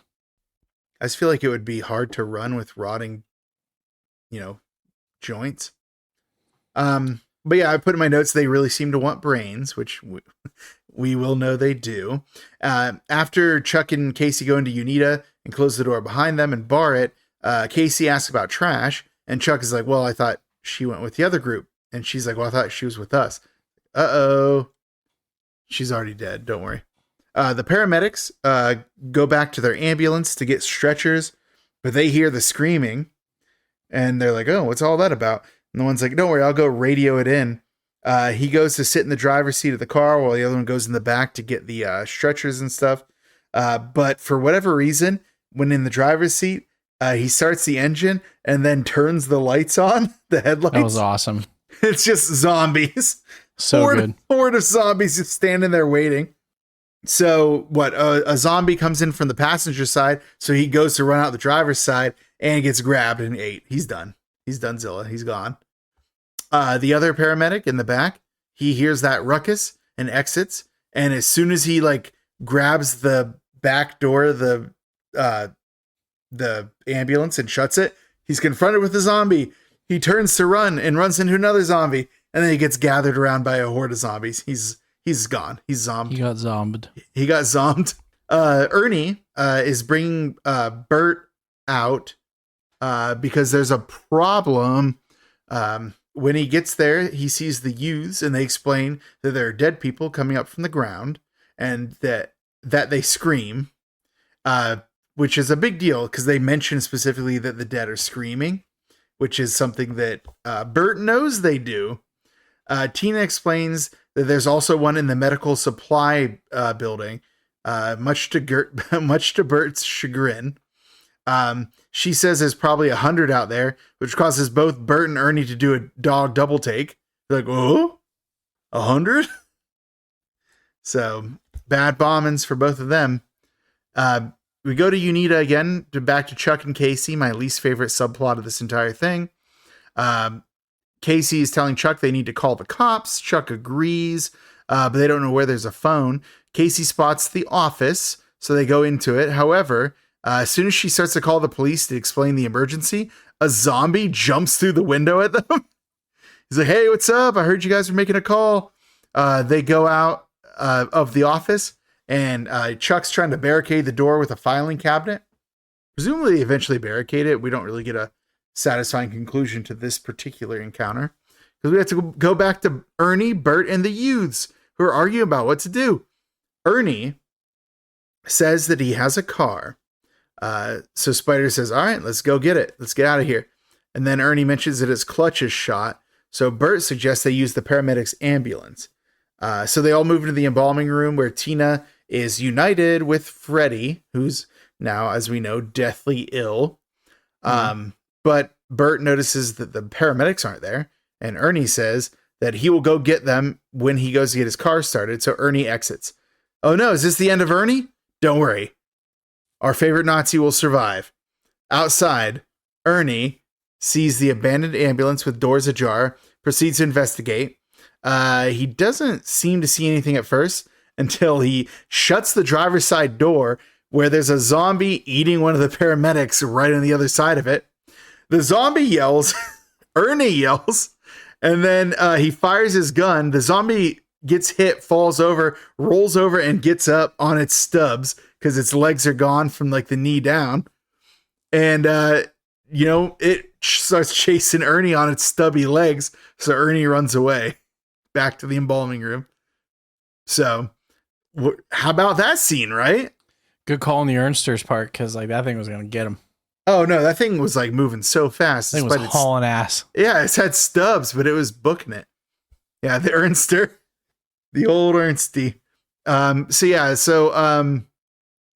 Back in the embalming room, Bert is grilling Ernie about what just happened out there, because they all heard the shooting. And Ernie's running around. He's bringing down the metal shutters that he has on the windows here. So he has big steel shutters on the windows, so to keep that room safe for some reason. He says they need to call the police The paramedics are dead. Surprise, everybody. Ernie, Bert, Hey, don't worry, the zombies will call for them. Yeah, for sure, right? Ernie, Bert, Spider, and Scuzz all run to the office where Ernie shuts additional shutters and tries to call the police, but the line is dead. They hear glass breaking in another room, so all four of them, Ernie, Bert, Spider, and Scuzz. I seem to remind you that these four people working together are Ernie, Bert, Spider, and Scuzz. Gonzo, Big Bird. So yeah, they run towards it, and they see that the zombies are trying to come in through the front door in the main foyer, because there's like windows in the door and windows beside the door. So Ernie goes commando and starts blasting. Obviously, it doesn't work. Ernie, stop using the bullets in your precious Luger. He grabs a large piece of furniture and tries to move it, and then finally he's like, "Hey guys, help me!" Because it's like a big old armoire. A boudoir. It's not a boudoir; it's an armoire. But yeah, he tries to. So the other ones go to help, and Spider asks if he has a hammer, and then he nails. So at least Spider's being proactive over here. The entire group go to raid a nearby supply closet, grabbing anything they can use to try to beat back the undead and also nail the doors and the windows shut. Bert asks about windows in the chapel, but Ernie says he doesn't think he has to worry about them because he put bars on the outside of the glass. So the chapel's actually probably the safest room. Oh, I guess they all run into the chapel when he tells them that, because the zombies are breaking the glass in the chapel, but they can't get in. So outside, one of the zombies beside the ambulance, he's eating one of the paramedics, when a call comes across the radio asking if they need assistance. The zombie, hearing this, grabs the radio and says, "Send more paramedics." It's like my favorite line in the entire movie. Well, so is this when he breaks his foot, or is that the next time they go out back into the hallway? He doesn't break his foot until after Scuzz dies. Okay. Oh, spoiler alert, Scuzz dies. Oh, no. No one shed a tear for what's his You're face. right, 'cause they grab him through. Yeah. Yeah. So, where are we at? Back at the last window, quote unquote, of the entire place. A tired Ernie, Bert, Spider, and Scuzz, never get sick of saying those names, finish nailing wood to it. Spider asks how many windows he's got in this place, and Ernie says there's no more. The embalming room has steel shutters, so they're good. Bert suggests they go back there. Back in the embalming room, Spider and Scuzz want to know more about what's going on, but Bert's being very evasive. After some convincing, though, Bert tells them that the dead are resurrected by a chemical, the Trioxin that we know about, and that Freddy and Frank breathed it in and were the first to actually unleash the chemical. And I think in that scene, I probably should mention that Ernie kind of convinces Bert to just tell them. It's like, at this point, we're all in it together. Which, again, Right. Ernie, very relatable and pragmatic despite being a Nazi. I don't know why they added the Nazi element to his character. I don't either. What a weird situation. Freddy remarks that he's starting to stiffen up, which piques Ernie's interest because he was just telling us about rigor mortis earlier. He has Freddy describe the process in more detail, and then whenever Freddy does, he lifts Freddy up to show like a massive series of bruising in his back, which Ernie says is where blood is pooling up in his back because he's dead. Ernie's like, "This is definitely rigor mortis setting in, Freddy." Scuzz says that Freddy is dead and will turn into one of those things out there. Ernie tries to calm Scuzz as Freddy now is freaking out about it. But then they suddenly hear approaching sirens, which, by the way, Dude, the wailing in the scene, though. The amount of wailing pick 'em done up. by like Freddy and Frank. Dude, like this movie could just be called Freddy and Frank wailing. Like they do so much of it. Oh yeah. We hear the approaching sirens. Ernie, Scuzz, and Spider head to the sliding peephole on the fortified door of the embalming room and see another ambulance is arriving. The two paramedics exit and look around and go to investigate the other ambulance. This is a really cool scene. Like they all try to warn them, from inside the door, but those guys don't hear it. It's raining out there. And both of them are immediately attacked and eaten by the zombie horde. It's so funny how fast they do. It's like they all just sit there and wait. Yeah, instantly. Yeah, as soon as they like walk out, they like it's like the zombies wait an appropriately dramatic amount of time to then pop out and just storm those guys. It's like, is this what the Battle of Teutoburg Forest was like for the Romans? But yeah, they're dead. They're dead. Spider remarks that, hey, they're just going to attack anyone who comes here. But they're interrupted from this conversation by breaking glass elsewhere in the building. They go back to that last window that they had boarded up, which was in a supply room of some kind. So it wasn't like a main room. Zombies are breaking through the wooden boards. All of the guys try to fight them off. But unfortunately for Scuzz, one grabs him and like pulls his head outside. And while it's outside, the zombie bites his head. The other guys pull him back in, and it's kind of crazy because blood is shooting out of his head onto like the wall and stuff. It's pretty gnarly. And then Bert like takes his axe out and then like cuts that zombie in half. Though, because like when they pulled Scuzz back in, the zombie came halfway in with him. So they cut that zombie in half and drag the half zombie and the injured Scuzz back in. Bert is pulling Scuzz away while Spider is holding on to the half zombie by like putting a pole through it. And then Ernie, works to board the window back up. Bert notes that Scuzz is dead. Spider asks, what to do with this thing because he's still holding that zombie there. And Bert wants to just like leave to the embalming room. But Ernie, always the cool head, has other ideas. He grabs like some giant pole from the other side of the room and he sticks the pole into the zombie and then tells Spider to let it go. And Ernie's like, what is it? It looks better now because it's had brains. And then he drags the zombie out of the room despite Bert protesting this entire idea. But Spider follows, looking briefly at his now deceased friend Scuzz, whose brains are ate.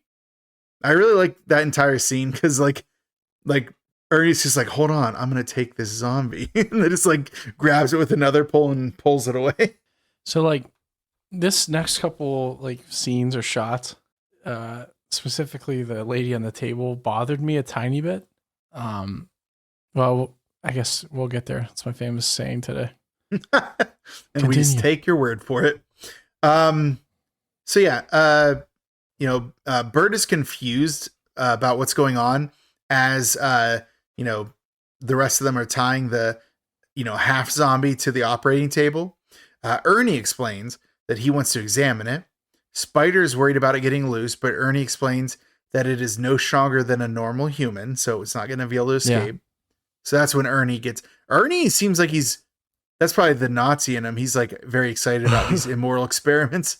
But yeah, so Ernie questions the zombie. He's like, why do you eat people? And then the zombie's like, not people, brains. Ernie's like, why? And she says, the pain. And he says, what about the pain? And she says, the pain of being dead. It hurts to be dead. I can feel myself rotting. And he's like, eating brains, how does that make you feel? And she says, it makes the pain go away. So I kind of wish the voiceover in this was terrible. I kind of wish they just would have made the voice raspy or something. You didn't like the voice? No, it was a little jarring for me. Oh, I liked it. It was a little too like soccer mom. No, I liked it. All right. That was like my only complaint with the whole movie. Pain. Yeah, it's just the voiceover. I don't know. It's just tough. The pain of being dead. I can feel myself rotting. All right, well, can't please everyone, I guess. But sure yes, can't. Spider says he has to talk to them and leaves the room with Ernie and Bert. He asks Ernie how they can kill them, and Ernie's like, well, we can't. And Bert explains that they are reanimated, and even chopping them to pieces, the pieces would still be animated. So Bert says that they have to burn them to ashes, but Spider questions how they're going to be able to do that now that there's hundreds of them. Cut to outside, where a zombified trash emerges from the dirt where she died as a reprise of the song Tonight We'll Make Love Till We Die plays.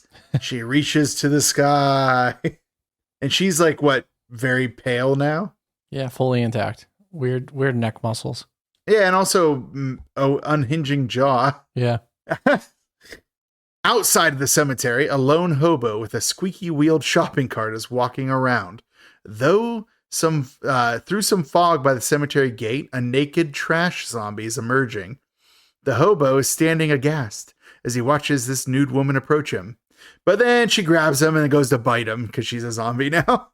And that's the first we see of her unhinging jaw.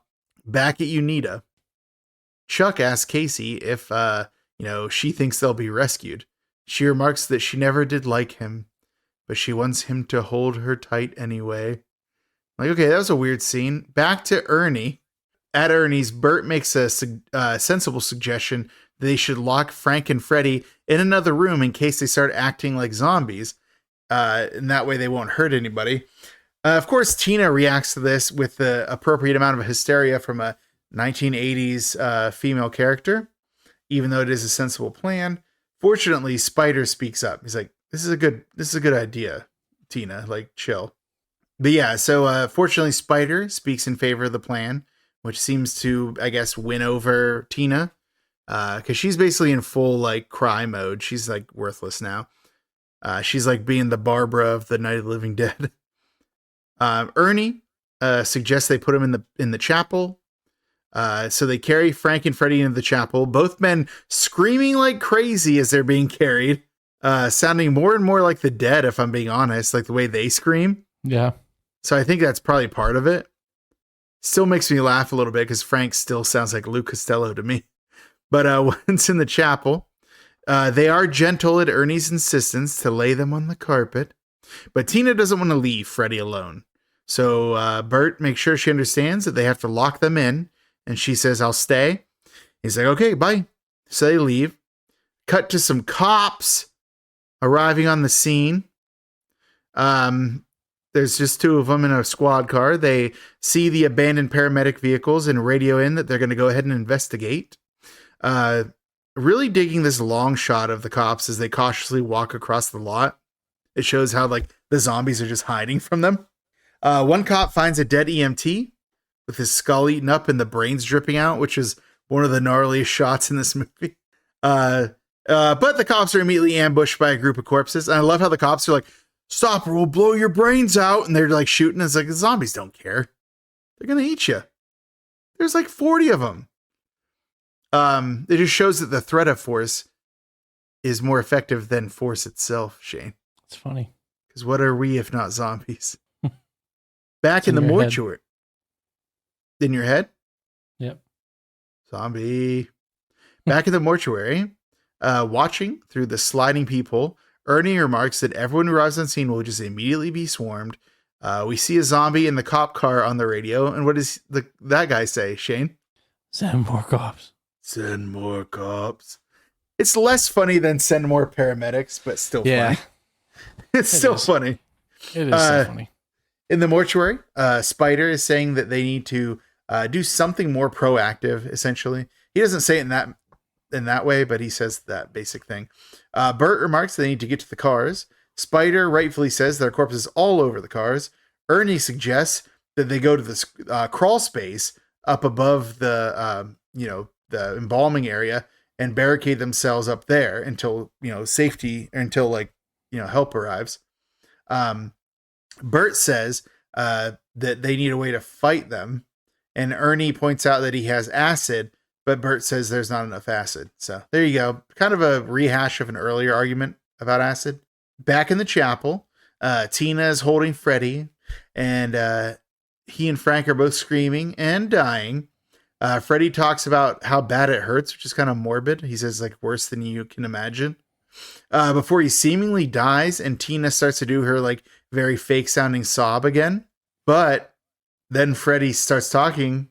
He says he can finally see that what he needs to alleviate his suffering is live brains, and that Tina can give him that.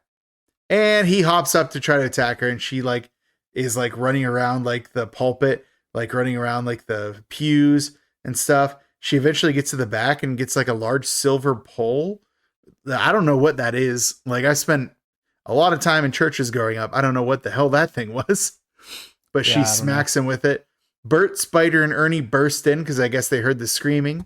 Bert just starts laying into Freddy with his pipe, like without even wondering about it. Spider, also with very little concern that he's hitting his former friend, is just smashing him with a sledgehammer. Which, by the way, how long has Spider had a sledgehammer? For a while. Okay, I missed it. He's smashing him with it. While they fight Freddy, though, Frank sneaks out the door behind them. Oh no, what's he doing? Is he doing evil zombie shit? We'll find out. Freddy is knocked down briefly by Spider, like cracking him in the head with an entire sledgehammer. But whenever they go to run, he grabs Spider's leg. And then at that point, Ernie, who hadn't been doing anything else at that point, just splashes. Straight up acids him. Straight up reptile from Mortal Kombat 2 just throws acid into Freddy's face. Like, it was so funny. It's like Ernie was just standing back there waiting for his chance. He's like, I brought this acid all the way to this room. I'm using it. He finally got his moment. So yeah, that works. They're able to get back out the room and shut the door while Freddy's like incapacitated. Spider and Bert pick up Tina while Ernie's trying to deal with the door. Back in the morgue, Spider apologizes to Tina. And he apologizes to Tina and he has like a mini freak out about like what Freddy had become and like all of this. Like, and then Ernie just grabs him and slaps him around a little bit. Like twice, says, real weird. Like, yeah, it's like, that wasn't Freddy. Like, that wasn't your friend anymore. It's like, how did Ernie become a people leader here all of a sudden? Yeah, I don't know. Like, and also he has a weird bond with Spider, who, as a Nazi, he probably shouldn't like Spider, but he seems to like him just fine. But, yeah, so Spider, what is it? So at this point, the half corpse on the slab needs brains again, so she's just yelling for brains over and over again. Spider grabs like the embalming device to try to make her shut up, which Ernie stops him. He's just like, that won't even work. That's not how that thing works. But right. They're all interrupted by a ruckus towards the front of the building. It's the chapel where Freddy is breaking through the door. He's done. He's coming out. It doesn't matter if he has eyes or not. Ernie tries to hammer the door while Spider and Bert move a pew to the door to like help bolster its defenses. And Ernie hurts his ankle here. Did you see how that happened? I don't know, but it almost looked like it happened in real life, like the stairs thing. What? It looks like he rolled his ankle like in real life. Oh, like he was moving around them while they were moving the pew. And I wonder if they rewrote his ankle. I wonder if they rewrote the script. Oh, maybe. Because it was weird. Yeah, it did look like he stepped weird, but there wasn't anything that hit him or anything. That's why I was confused about it. Well, like it kind of looked like the pew fell on his foot. I don't know. I was a little confused with this one. I watched it twice. I still couldn't figure out what happened, but it is broken, according to him. In the time since we decided to do this movie, I've watched it 5 times, and I do not remember ever seeing what happened in that scene. But hey, who cares? We don't have time for that. Back in the embalming room, Bert wants to make a run for the cars. Spider, as usual, indicates that there are zombies out there, dude. And then Bert says that we'll just have to fight our way through them and get there. Ernie says, bad news, bro. My ankle's broken, or my foot's broken. Oh, it's his foot that's broken. So maybe they did drop the pew on his foot and it did actually break his foot. It's what it looked like. Go back and watch it and you'll see. There's a scene where... Watched it 5 times, Shane. Okay. Meanwhile, Freddy is still bursting through the doors on his way out, but he's blind now. Bert and Spider are preparing to make a run for the police car because it's still running. The lights are on. It's still running, Shane. They're going to get it. Tina is going to open the door for them, and then Ernie will help her shut it when they go. And then this is kind of a funny scene because Ernie says he decided on his favor from Bert, and his favor is for him to watch his ass while he's out there. Like, oh, Ernie, you old so-and-so. I've almost forgotten that you're actually a Nazi. The door opens. Bert and Spider run. There's some zombies in the yard, but they manage to fight them off, and they get to the police car. Hooray! They honk the horn to indicate, I guess, that they made it to the police car, and they drive up to the morgue door. But here's the part they didn't really think about, which is that they're going to be immediately mobbed by zombies. Like, there's no way to get the others out. There's zombies out there. So Bert's like, we gotta go get help. Spider's like, we can't leave them. And then Bert's like, we've got to, and they drive off. And Tina is upset looking through like the sliding peephole. She's like, they're leaving us. But Ernie's like, they had to go. We would never make it. Bert will go get help. It's like, Ernie is just like at ease in this situation. I'm very, very confused about that. I wish they'd explained a little bit more about how Ernie's just so at ease during all of this. Because he's like the only one out of the main cast that doesn't freak out, right? Yeah, he's pretty calm the whole time. Yeah, I don't think he ever has a moment of freak out other than when he breaks his ankle or his foot. And he's like, right. I can't run. My foot's broken. It's like, oh, chill out, dude. But yeah, so Spider and Bert, they manage to drive out of the cemetery. They have a few instances of zombies in the road, but they get through there. They smash through the front gates, which I thought were already open. But hey, we don't have time to question continuity. But once they're out in the main street, there's a massive horde of zombies running down the road at them. Bert calls an audible. He starts going in reverse, heading back towards the warehouse. Hits a few zombies along the way. They wreck the car outside of the warehouse, but Spider he pulls Bert out of the burning wreckage, but he also calls him a stupid honky. I'm like, I guess it can go both ways. Like, at least he didn't leave him to die, but he still had to call him a stupid honky. It's very funny. Chuck, seeing that it is Spider, opens the door. So we get a join up of the Spider, Bert, and the Chuck and Casey group. Yay, we've got some old friends reuniting. And then we have a brief moment where Spider explains to Chuck and Casey, hey, this guy owns the place. Bert wants to go out to get his car since the cop car is now totaled. But then there's an explosion as the cop car explodes. And I guess it destroys the other cars too. Because like Spider says, like, not anymore, you're not, or whatever. Mm-hmm. Is that the implication that it destroyed all the other cars? I thought so. Yeah. So, back at the mortuary, Freddy is on a warpath. He's blind, as we saw by his burnt out eyes. And he's just like wrecking everything in the halls. Just like knocking down paintings, knocking over chairs, potted plants. Hates them. He gets to the embalming room door and starts knocking on it. Ernie grabs a ladder and he and Tina go up into that crawl space. And then stuff starts getting a little bit personal between zombie Freddy and Tina because he's yelling for Tina. And then, the ladder's, knocked down. He doesn't seem to know where they went, but he'll find them because he can smell brains apparently. Yeah. So zombie Freddy's on the way. He's looking for Tina. We find, okay, here's the scene that's surprisingly affecting. So we find where Frank is. He is starting up the crematory furnace. Yeah. I said, yeah, we find out. It's pretty crazy. Yeah. A little bit of foreshadowing. The thing I said the other time, we'll get to it later. Oh, is this one of the things? Yeah, because he said, I could run that. Yeah, he's like, I could run that. That's true. And now he's going to prove that he can. I'm the proudest I've ever been. Nice. But yeah, so yeah, Frank is firing up the crematory furnace on his own. It's clear he's planning to burn himself. He takes off his wedding ring and kisses it and puts it on the side. And then he gets down and says a prayer and asks for forgiveness for what he's about to do. Then he just hops in the fire and presses the button and shuts the door and burns himself alive. It's surprisingly touching for a scene of a dude burning himself alive. Yeah, the willpower to not turn, and then, I thought it was pretty cool. Yeah, because he knew he was gonna, so he's just like, no, I'm gonna burn myself instead. Yep. Outside, there's a police helicopter above an entire line of squad cars. The cars are driving down the road towards the embalming room parking lot. So police are arriving in force.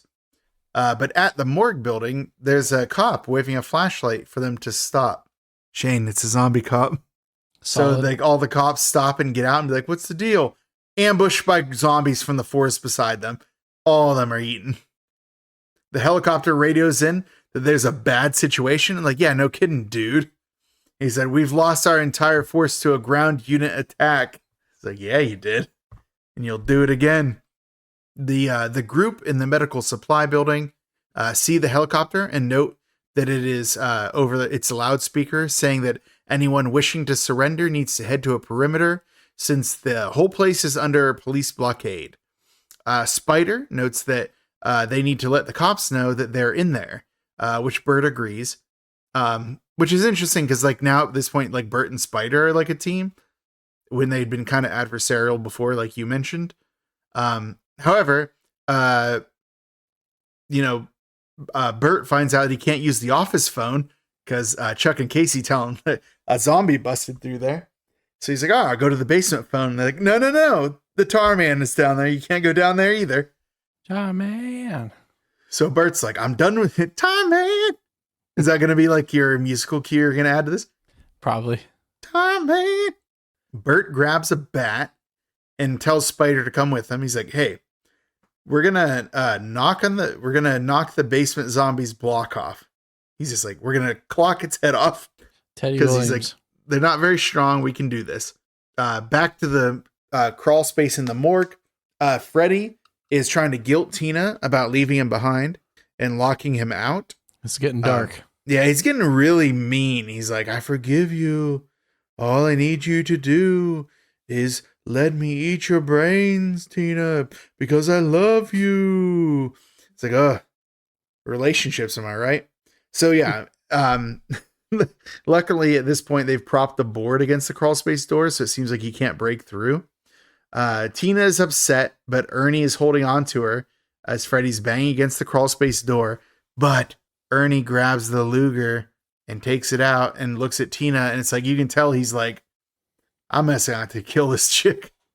Yeah. Which, like, it's like, oh, Ernie, why is it always you? Back at Unita, Spider pries the last board off the basement door. Bert stands at the ready to use the bat as Spider holds his sledgehammer, and then Chucks is holding a regular hammer. Spider opens the door, releasing the Tar Man. Bert does successfully like hit its head off of his shoulders, and then and then his body's flying around. But Spider, with a little assistance of Chuck, managed to knock the body down so the group can get to the basement. In the basement, they find the not as of yet anyway revived corpse of suicide still down there. Spider explains that the Tar Man got him. Bert goes to the operator on the phone and asks for the police. He's transferred to the captain of the barricade. Bert explains that they're trapped in the barricade area and asks the captain for an explanation about what's going on. But as the captain asks for Bert explains that they're trapped inside the barricade area, and the captain, talking about how he lost like a dozen men, is like, I need an explanation for what's going on here. But as Bert tries to explain what's happening, the captain can't hear him because of the screaming of corpses on the approach. So the corpses charge the barricade. Cops are telling him to halt. Zombies will not halt. So despite their attempts to shoot them with some single action guns, they're all massacred. And the captain is eaten by Trash, who's running around in there with her unhinged jaw and her Ronald McDonald face. It was a little unsettling. Yeah, it's incredibly unsettling every time she runs around. Bert explains to the others that the zombies... Why is Ronald McDonald so hot? Well, he always was.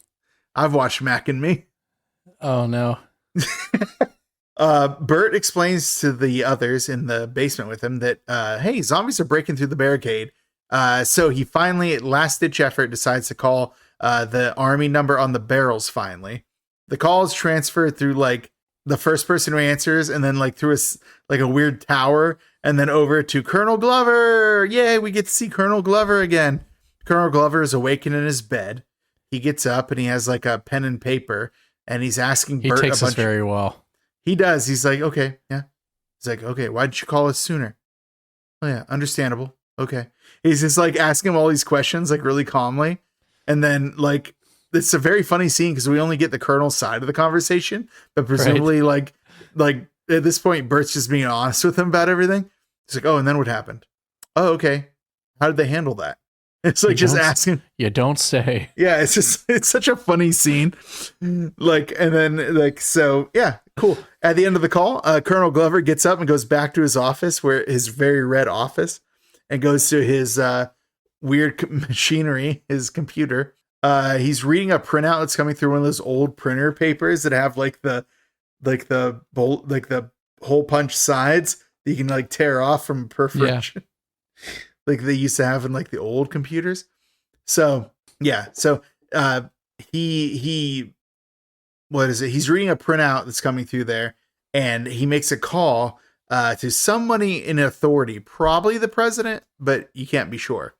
But he's basically saying, hey, we found the Easter eggs that were lost. They're in Louisville, Kentucky.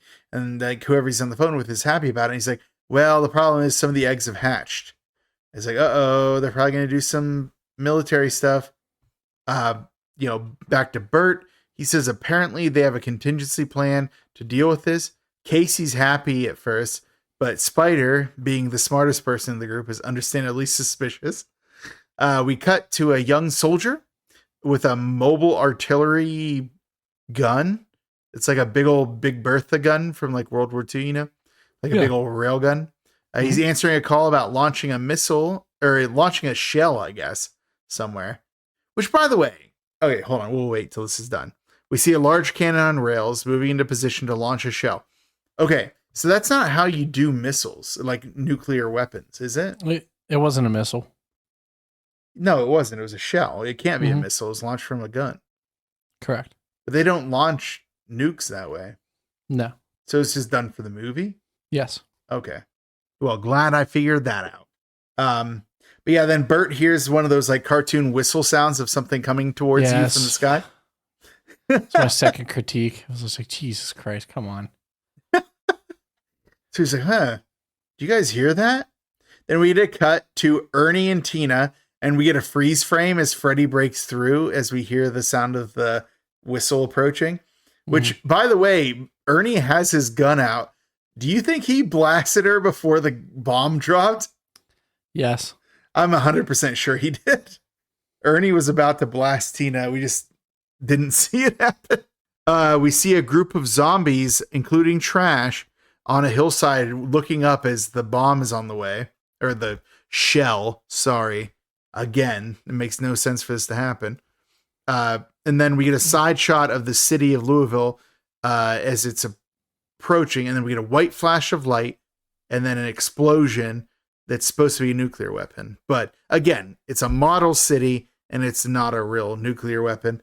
And then, right as a shockwave starts breaking windows and ruining the roof shingles, we get words that spell out 5:01 a.m. Eastern Daylight Time. Yeah, because the shockwave is finally approached.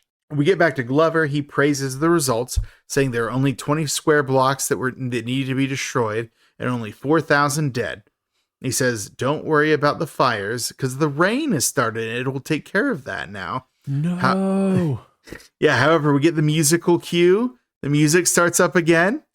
As he's doing this, he remarks that there is some complaints about the rain burning people's skin, but the rain will wash everything away. So we know that there won't be a problem. And then he also states the president should come to Louisville tomorrow. Everything will be good. And then we cut to the graveyard again. Same shot from earlier. And the screams of the dead again. And then we get the skeleton shot from earlier coming out of the ground. And we get it's party time. Yeah, it was cool. Yeah. And then that's the end of the movie, as we get some moments from earlier during the course of the music from the credits.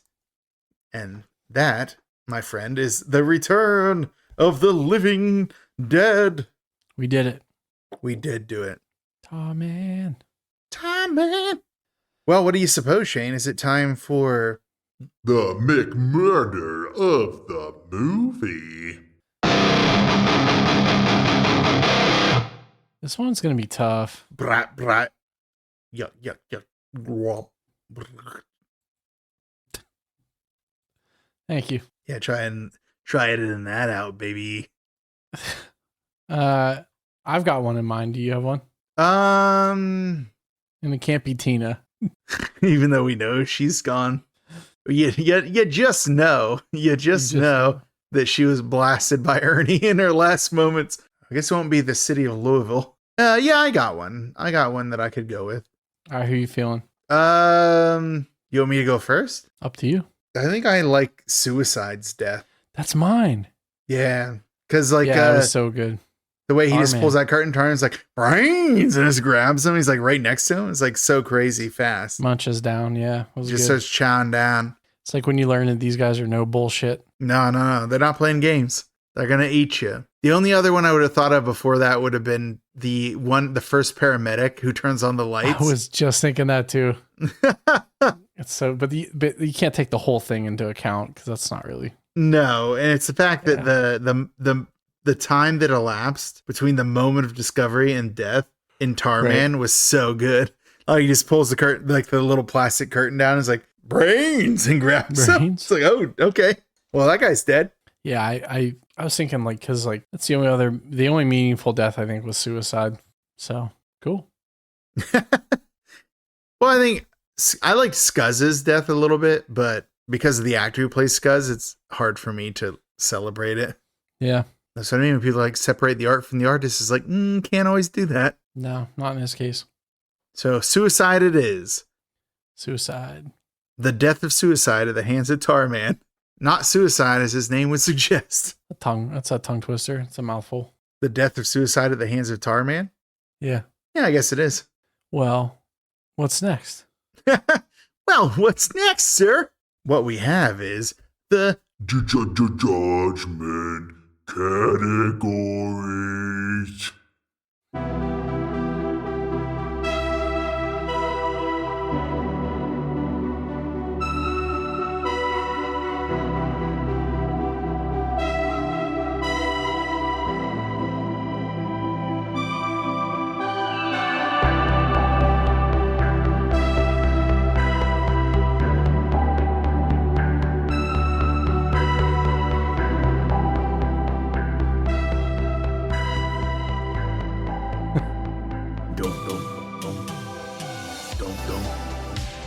Like Terminator. Da da da da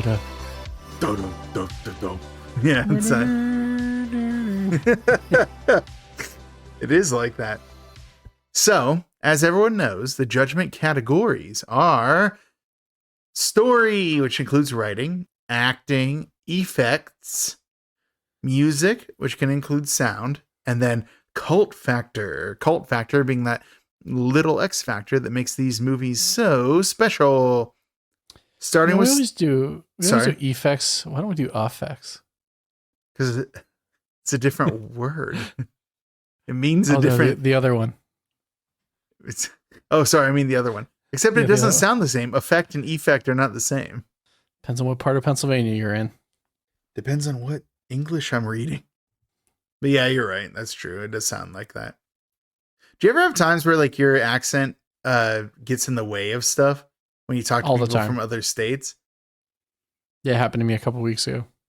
I never think of myself as having an accent, and then that happens. I'm like, oh, whoops. It's like, well, thank you for pointing it out in front of people. Well, thank you for being so polite. Right. Anywho. Story. Do you want me to go or do you want to go? I'll go. Okay. Yeah, I'll go. All right. Okay. So when I was younger, I was like, this story's dumb. Nothing happens. It's too silly. It's too frenetic. But now that I'm older, I watch this movie. I'm like, there's not a dull moment to be seen. Like, it's like, we're moving. We got these guys doing this thing. These guys doing this thing. Something crazy happens. Zombies are running around. Zombies are calling the ambulance. Zombies are calling the cops. Like, it's like, it moves so fast. And like, yeah, some of the characters like disagree, but they never let it like one of my least favorite things about something like The Walking Dead, as an example, is how mired they get in human drama. And it seems like in this movie, like even when the humans disagree, they're like, but we still have to do something. So might as well do your thing if we're going to do something.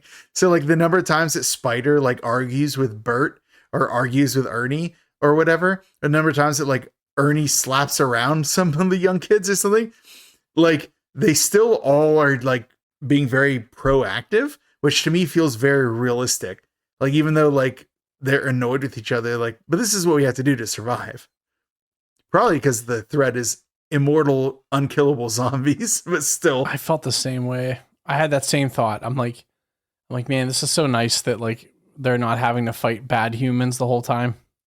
Yeah. On top of zombie. Yeah, that was. And then like, yeah, it's the positive. idea is like, and then sometimes like Spider will have an idea that like Bert will be on board with. It really seemed like at the end, it was Spider and Bert were in charge of the group. Like, find two more different people in the world. I beg of you. It's so funny. It's like these two guys are just like basically popping off different ideas for the future of like their group. Well, until they all got nuked. But until then, it was really cool. So I have to give it an A. I really can't get enough of this story. Like, yeah, there's dumb ideas. Like, why do those kids leave the medical supply place when they locked this first zombie in the basement? It's like, well, they don't know there's an entire graveyard full of other zombies. They're youths. They don't know better. Youths. So yeah, they fled. They didn't know they were fleeing right into the lion's den with that. So yeah, I think I'm going to go A. I think I have to. I agree with you, and I have other reasons on top of yours. So this kind of reset, like you look at the timelines, right? I really like the direction that this started taking this franchise or series like down. Zombies could talk. They have mild intelligence, if not like highly intelligent, like thoughts and stuff. They had a really cool backstory for how this like occurs, which I do and don't like sometimes, but I think in this one they did really well. It's like, oh, it was a chemical the government or like a corporate America made, which is interesting, right? There are a lot of parallels to between this movie and Resident Evil, which is like especially Resident Evil 2. So I don't know. I think looking at the two now, because when I was younger, I'm like, oh, I'm like Dawn of the Dead, Night of the Living Dead. Now as I'm older, like I can really appreciate what they were doing here and like trying to do something fresh and changing the paradigm. You know what I mean? Yeah. Yeah. So I just greatly appreciate the writing in this movie or story, everything. So I'm cool with A. Yeah. When you mention that, yeah, it's like the idea is like, well, why didn't this guy call the army and get it like delivered back to them? It's like, well, he thought he might get something out of this. He didn't know that this company had made this basically immortality gas. Like, who would have thought that? Like, that's crazy to think about. He probably thought it was like a nerve gas or something. So yeah, the idea that he would hold it is silly and stupid, but it's something someone could do. Someone might do. So yeah, I like that. Yeah. And there's like this like tacit indictment of the military industrial complex and the immorality of like corporations that are complicit with that. But at the end of the day, it's also kind of a silly movie about a bunch of people running around with zombies. Like there's so many layers to it. And I think that like, you're right. Like, I think that a lot of people focus too much on the Romero zombies, like the Of the Dead series, which don't get me wrong, I love, but it's not the only flavor out there. Like there's movies like this that have something to say too, which is important in my opinion. And maybe this is just me being local. I feel like this group, especially Russo, do not get enough credit for like what they offered to the franchise. Like you said, it's all about Romero. I don't know if that's warranted or not. I'm just saying, like, I really like what they did here. But I will say, I think their next couple didn't hit as well as George's, right? Yeah, but also if you think about it, like George Romero didn't get his due until like the very end of his life. Like he was more famous maybe than these guys, but at the same time, he was still like he wasn't a household name until like maybe by the time I was in like high school or college. Like he was. Yeah, that's what I'm saying. Maybe it's just because I was so ingrained into this like movie and genre and stuff. Like I always like I think I was like 4 or 5 when I watched Night of the Living Dead. You know what I mean? Like it was always like a thing. So it's hard for me to look at this from the outside, especially being so like local, like and stuff. So it's hard for me to get a larger perspective on it. And I wasn't alive when this stuff came out. So well, I more think about like how George Romero had other projects he did that weren't as successful. And I was factoring that into it. But no, you're right. He was still more famous. But I don't know. I think that we gave a lot more appreciation to George Romero at the end of his life than we ever did during like his main, like what was he up to, in the, late 80s, early 90s. Oh no, Creep Show, obviously. But yeah, so A for story. Okay. Next up is acting. I'll take this one. Man, I don't know. I hate to give this one a solid set of A's the whole way across. I feel like that's where we're heading. But I actually liked all the acting in this. Like I didn't think it was that bad. There were a couple line deliveries that were a little tough, but on a whole, like I actually really liked it. I especially really liked Frank and Freddie bonding. I thought that was really cool in the beginning. They were like a comedic duo, Frank and Freddie. Yeah, it was funny. And then Bert and Ernie, it's always a classic. So I still can't imagine how they didn't know. I know that was a thing. But yeah, it's like I'm so torn on Ernie as a character because I love him. He's like so like calm and collected and just on board for everything. But then like they throw in all these random hints that he's like a former Nazi. He's like, why do that? Why did you add that to the I don't get that, but I'd probably go A on the acting, honestly. I think the only weak links I would have would be Chuck for all of his 5 lines. Didn't do much for me.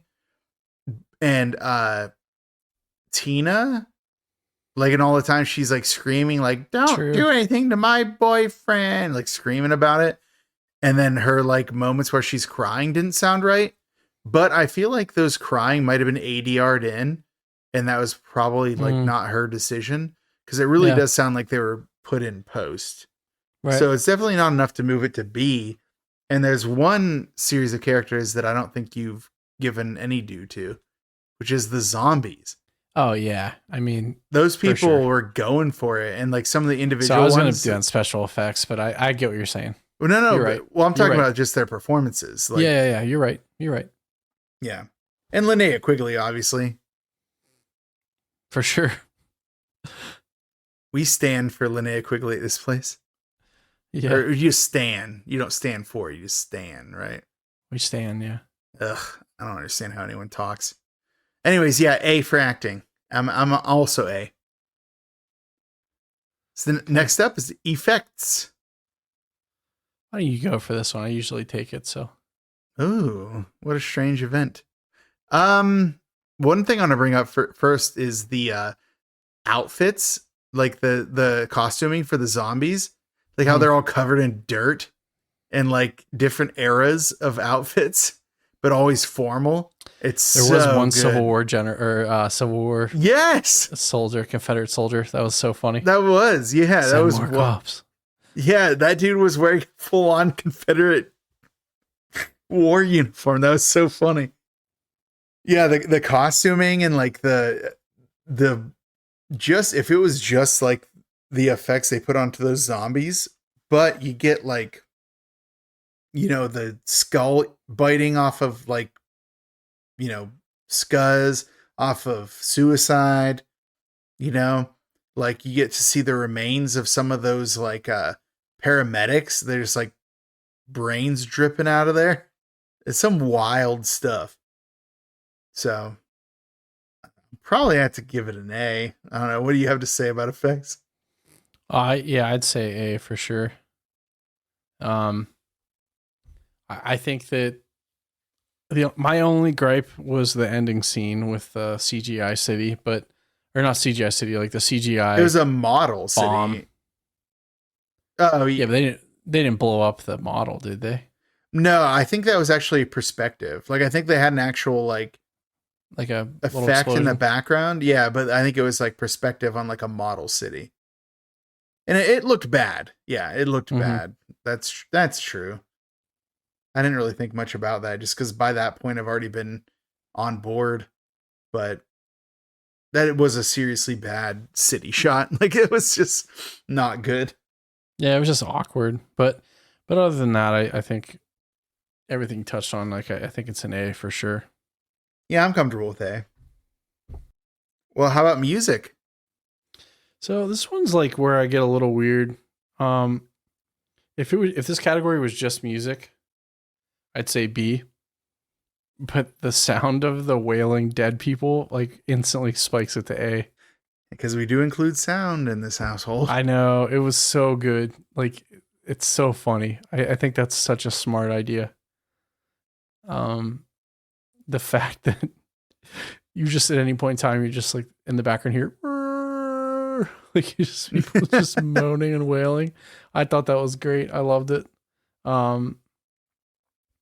Because that's something you don't really get in these other movies because it doesn't really, like, of course, like if they're trapped, you hear like the moaning and like the growling and stuff, but at no point, I mean, these people were just like straight up wailing and then could talk too. I don't know. I thought first scene, whenever they're like yelling and knocking on their coffins, it's like, oh no.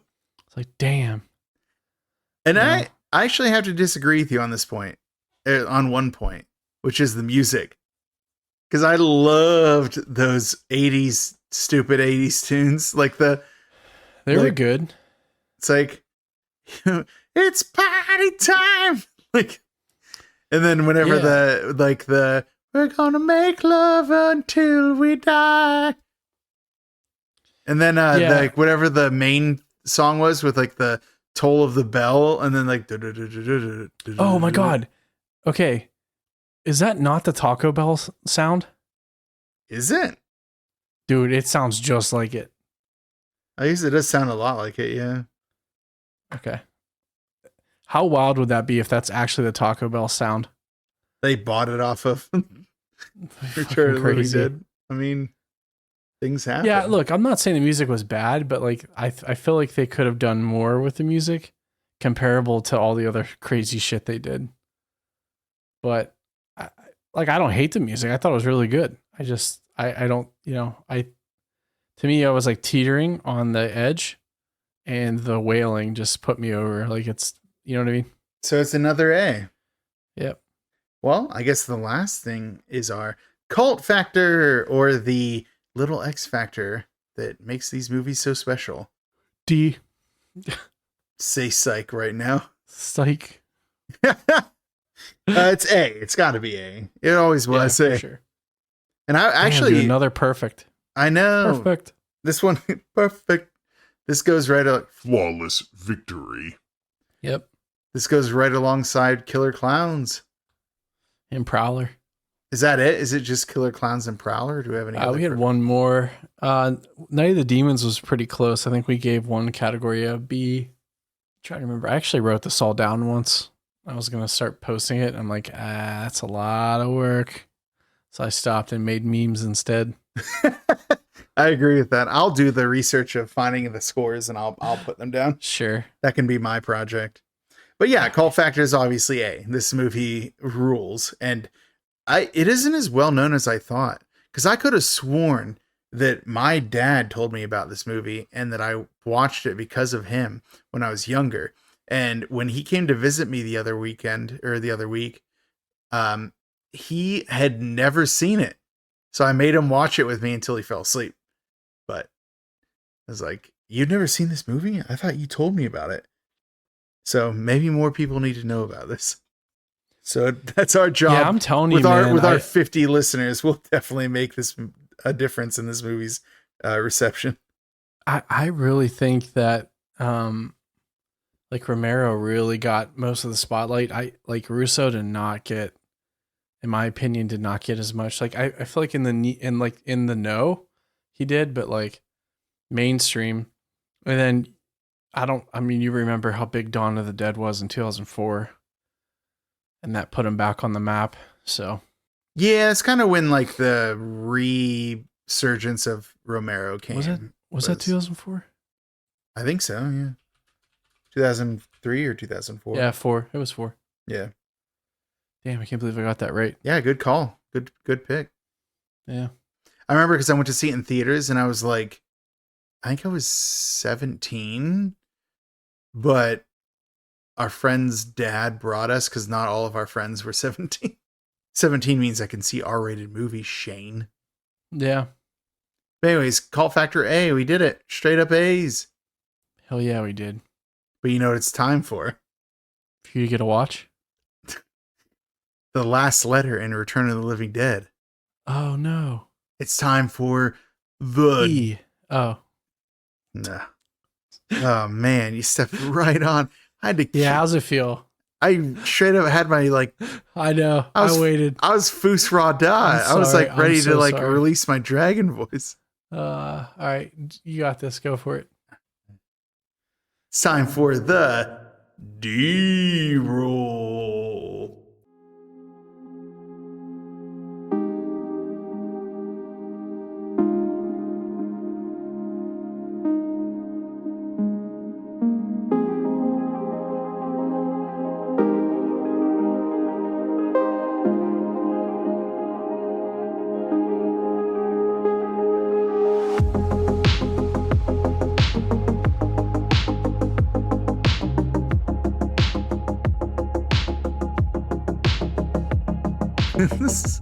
I lost so much spirit.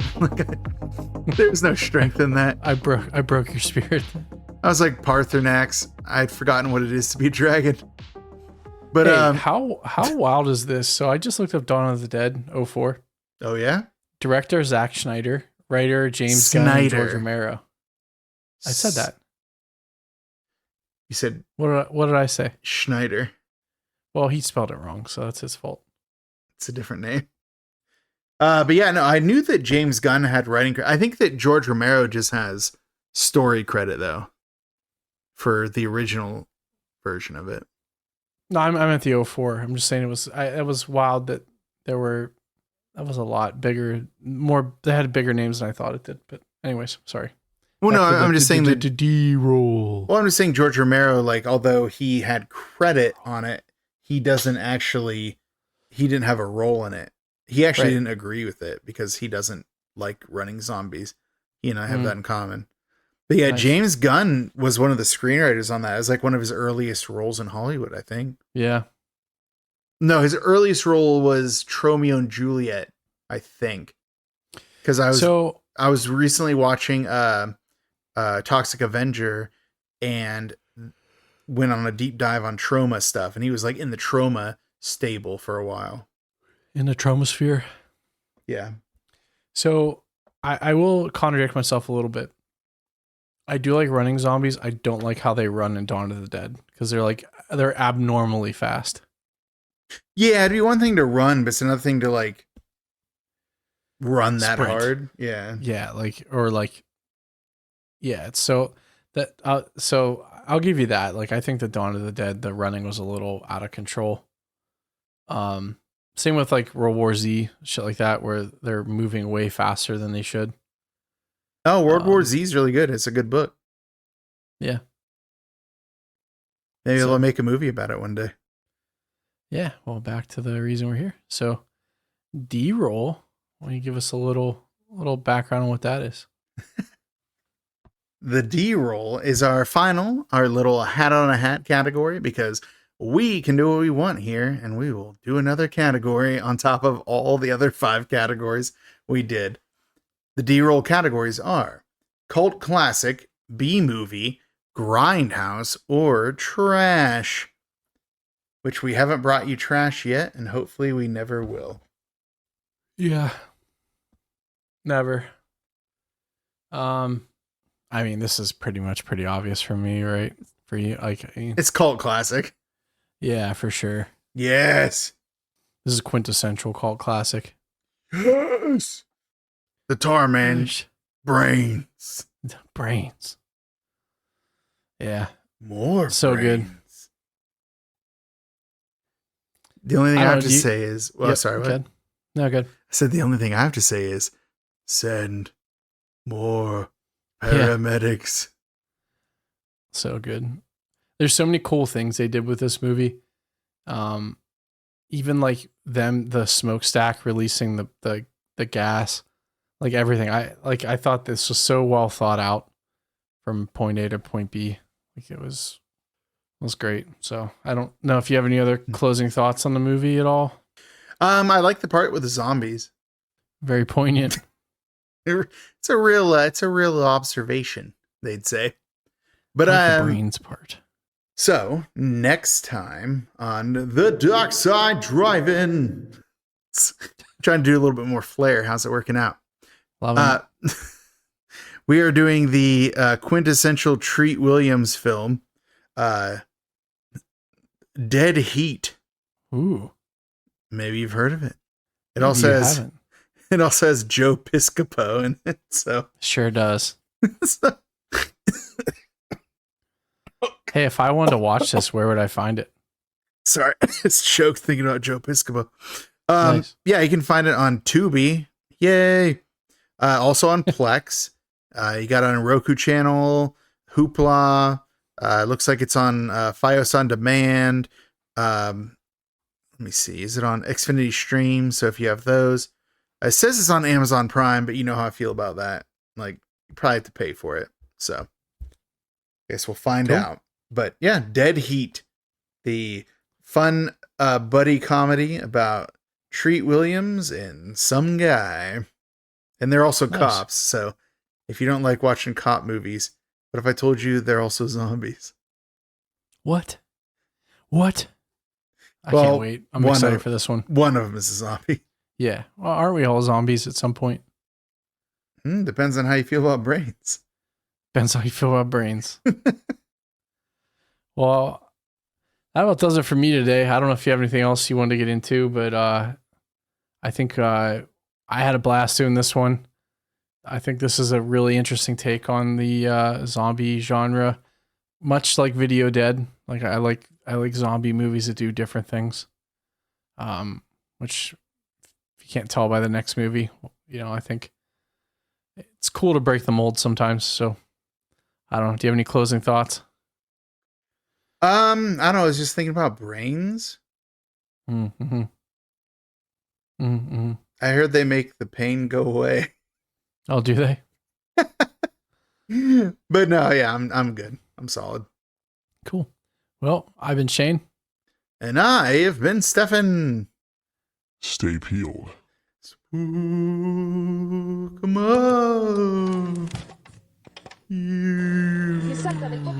He thought he was in control.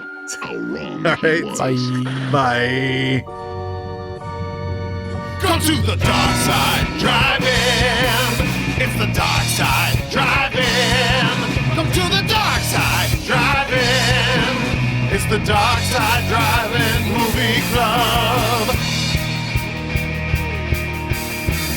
From Dynamis Media comes a horror cyclopedia, watching movies from the gates of hell. Covers ripped from a blockbuster shelf. Officer Bosch is the only good cop. Jugs and the stuff just can't be stopped. Things get hairy in the werewolves there. Turn the corner and the prowler is there. It's the dark side drive-in. It's the dark side drive-in. Come to the dark side drive-in. It's the dark side drive-in movie club. Shane's the one who runs the show. He produces and keeps the flow. The Savini of the ones and twos. Only Jack Cordell has bigger shoes. Stefan does the bulk of the research. His descriptions just can't be besmirched. Lots of synopses are the top of lore. Just like Lamson, you'll be begging for more. It's the dark side drive-in. It's the dark side drive-in.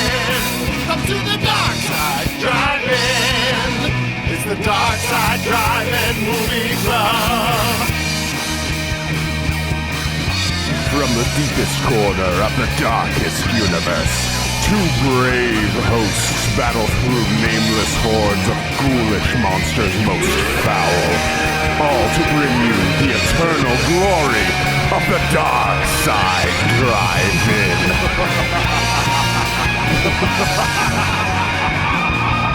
It's the Darkside Drive-In. It's the Darkside Drive-In. Come to the Darkside Drive-In. It's the Darkside Drive-In movie club. It's the Darkside Drive-In. Come to the Darkside Drive-In. It's the Darkside Drive-In. It's the Darkside Drive-In movie club.